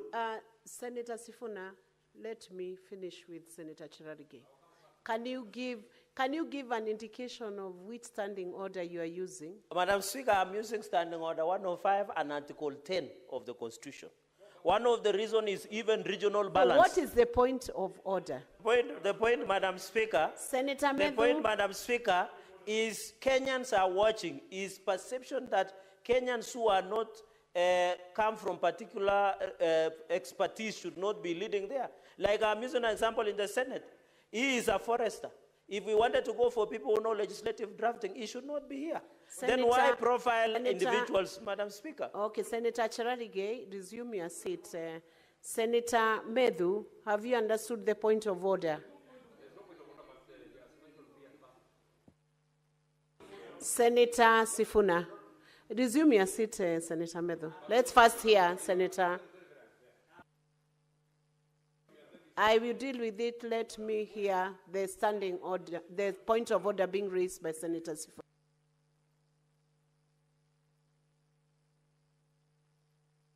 Give him the mic. Go to this. Okay. Madam Speaker, I rise pursuant to Standing Order 121, 1B. Senator Chirarike is in the habit of raising knowingly false points of order and using that opportunity to introduce debate that had nothing to do with what was being said on the floor. I don't remember Senator Osotsi mentioning the name of any tribe, neither did Senator Methu. Honorable Speaker, Osotsi was speaking about getting people who are fit for purpose and competence. We have lost the culture of meritocracy in this country. How can you be a dairy farmer and you want to head an ICT farm? So you just wait for somebody who has expertise, and when we have a vacancy in the Kenya Dairy Board, we will call you. There is nothing wrong with that, Honorable Speaker. But this thing of Senator Chirarike repeatedly rising on false points of order, I want to beseech the seat of the Speaker to punish this gentleman for once, Honorable Speaker. This is too much. It is too much. Senator. And Honorable Speaker, can I finish, Honorable Speaker? Yes, but I need to guide you. refer to the conduct of Senator Cherargei during these proceedings. That's what I'm so doing. So that it confines me to give direction within what has been done now.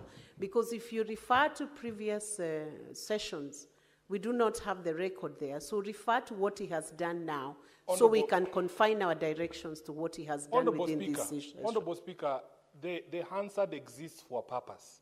It is possible for us to establish conduct that is established, that it is repeated conduct. Today is just one of those opportunities that have actually been given to address a question of frivolous and false points of order. But Senator Cherargei has abused this, and the speakership should note that there are some people here now, Honorable Speaker, who should not be allowed to rise on points of order. It cannot be that you are the only person who knows when other people are out of order. Can you allow Senator Esio Kenyuru to also rise on a point of order for a change? Because it can't just be Cherargei, and we are getting sick and tired of this rubbish from Senator Cherargei. Senator Sifuna, rubbish is not, the reference to the word rubbish is not parliamentary language. Can you withdraw the reference of that word rubbish? Then I deal with the direction that needs. Honorable Speaker, withdraw that. Deal with the infractions in the order in which they came. First, deal with him, then you can deal with me. Withdraw that, and then I deal with Cherargei on that issue. Speaker, I withdraw. Thank you. Senator Cherargei. You know, I will give you a chance, but Senator Medhu, you will now maintain silence. I deal with that issue before I come to you. I've given the direction on it. Senator Cherargei, you were asking for a point of order. Your point of order, first of all, was not clear, because you were not clear what you were seeking from Senator Medhu. And while I'm on that point of order, the information that was offered by Senator Medhu to Senator Osotsi had no relation to the Technopolis. You introduced a different organization and cited the chair of a different. He talked about Technopolis and qualifications of people who should serve in that Technopolis, the chair of the authority. Senator Osotsi, can you clarify whether you mentioned CA? He's here. Yes. Can you let him clarify for me whether he did? Senator Osotsi, did you mention CA or ICT? Madam Speaker, I mentioned Communication Authority. Okay, then that was in order for the point of information to be served. So, Senator Cherargei, regarding your seeking points of orders on several occasions, it is true that you do seek for many points of order, but I will refer to the one that is with respect to these proceedings. And sometimes the points of orders you seek are unusually more than the rest of the senators. That is a point that can be clarified from the Hansard. Don't use unparliamentary language. You are only implored, Senator Cherargei, to be more reasonable when you are seeking the point of order. For instance, now, the senator is raising his hand when I'm the one who is addressing and giving direction on your point of order. So, Senator Cherargei, I think it is good you be reasonable in your attempt to seek. While it is your right under the standing orders, it is important to be reasonable so that your points of order don't become disruptive to the debate and to the flow of thought of a senator who is on his feet. Senator Medhu.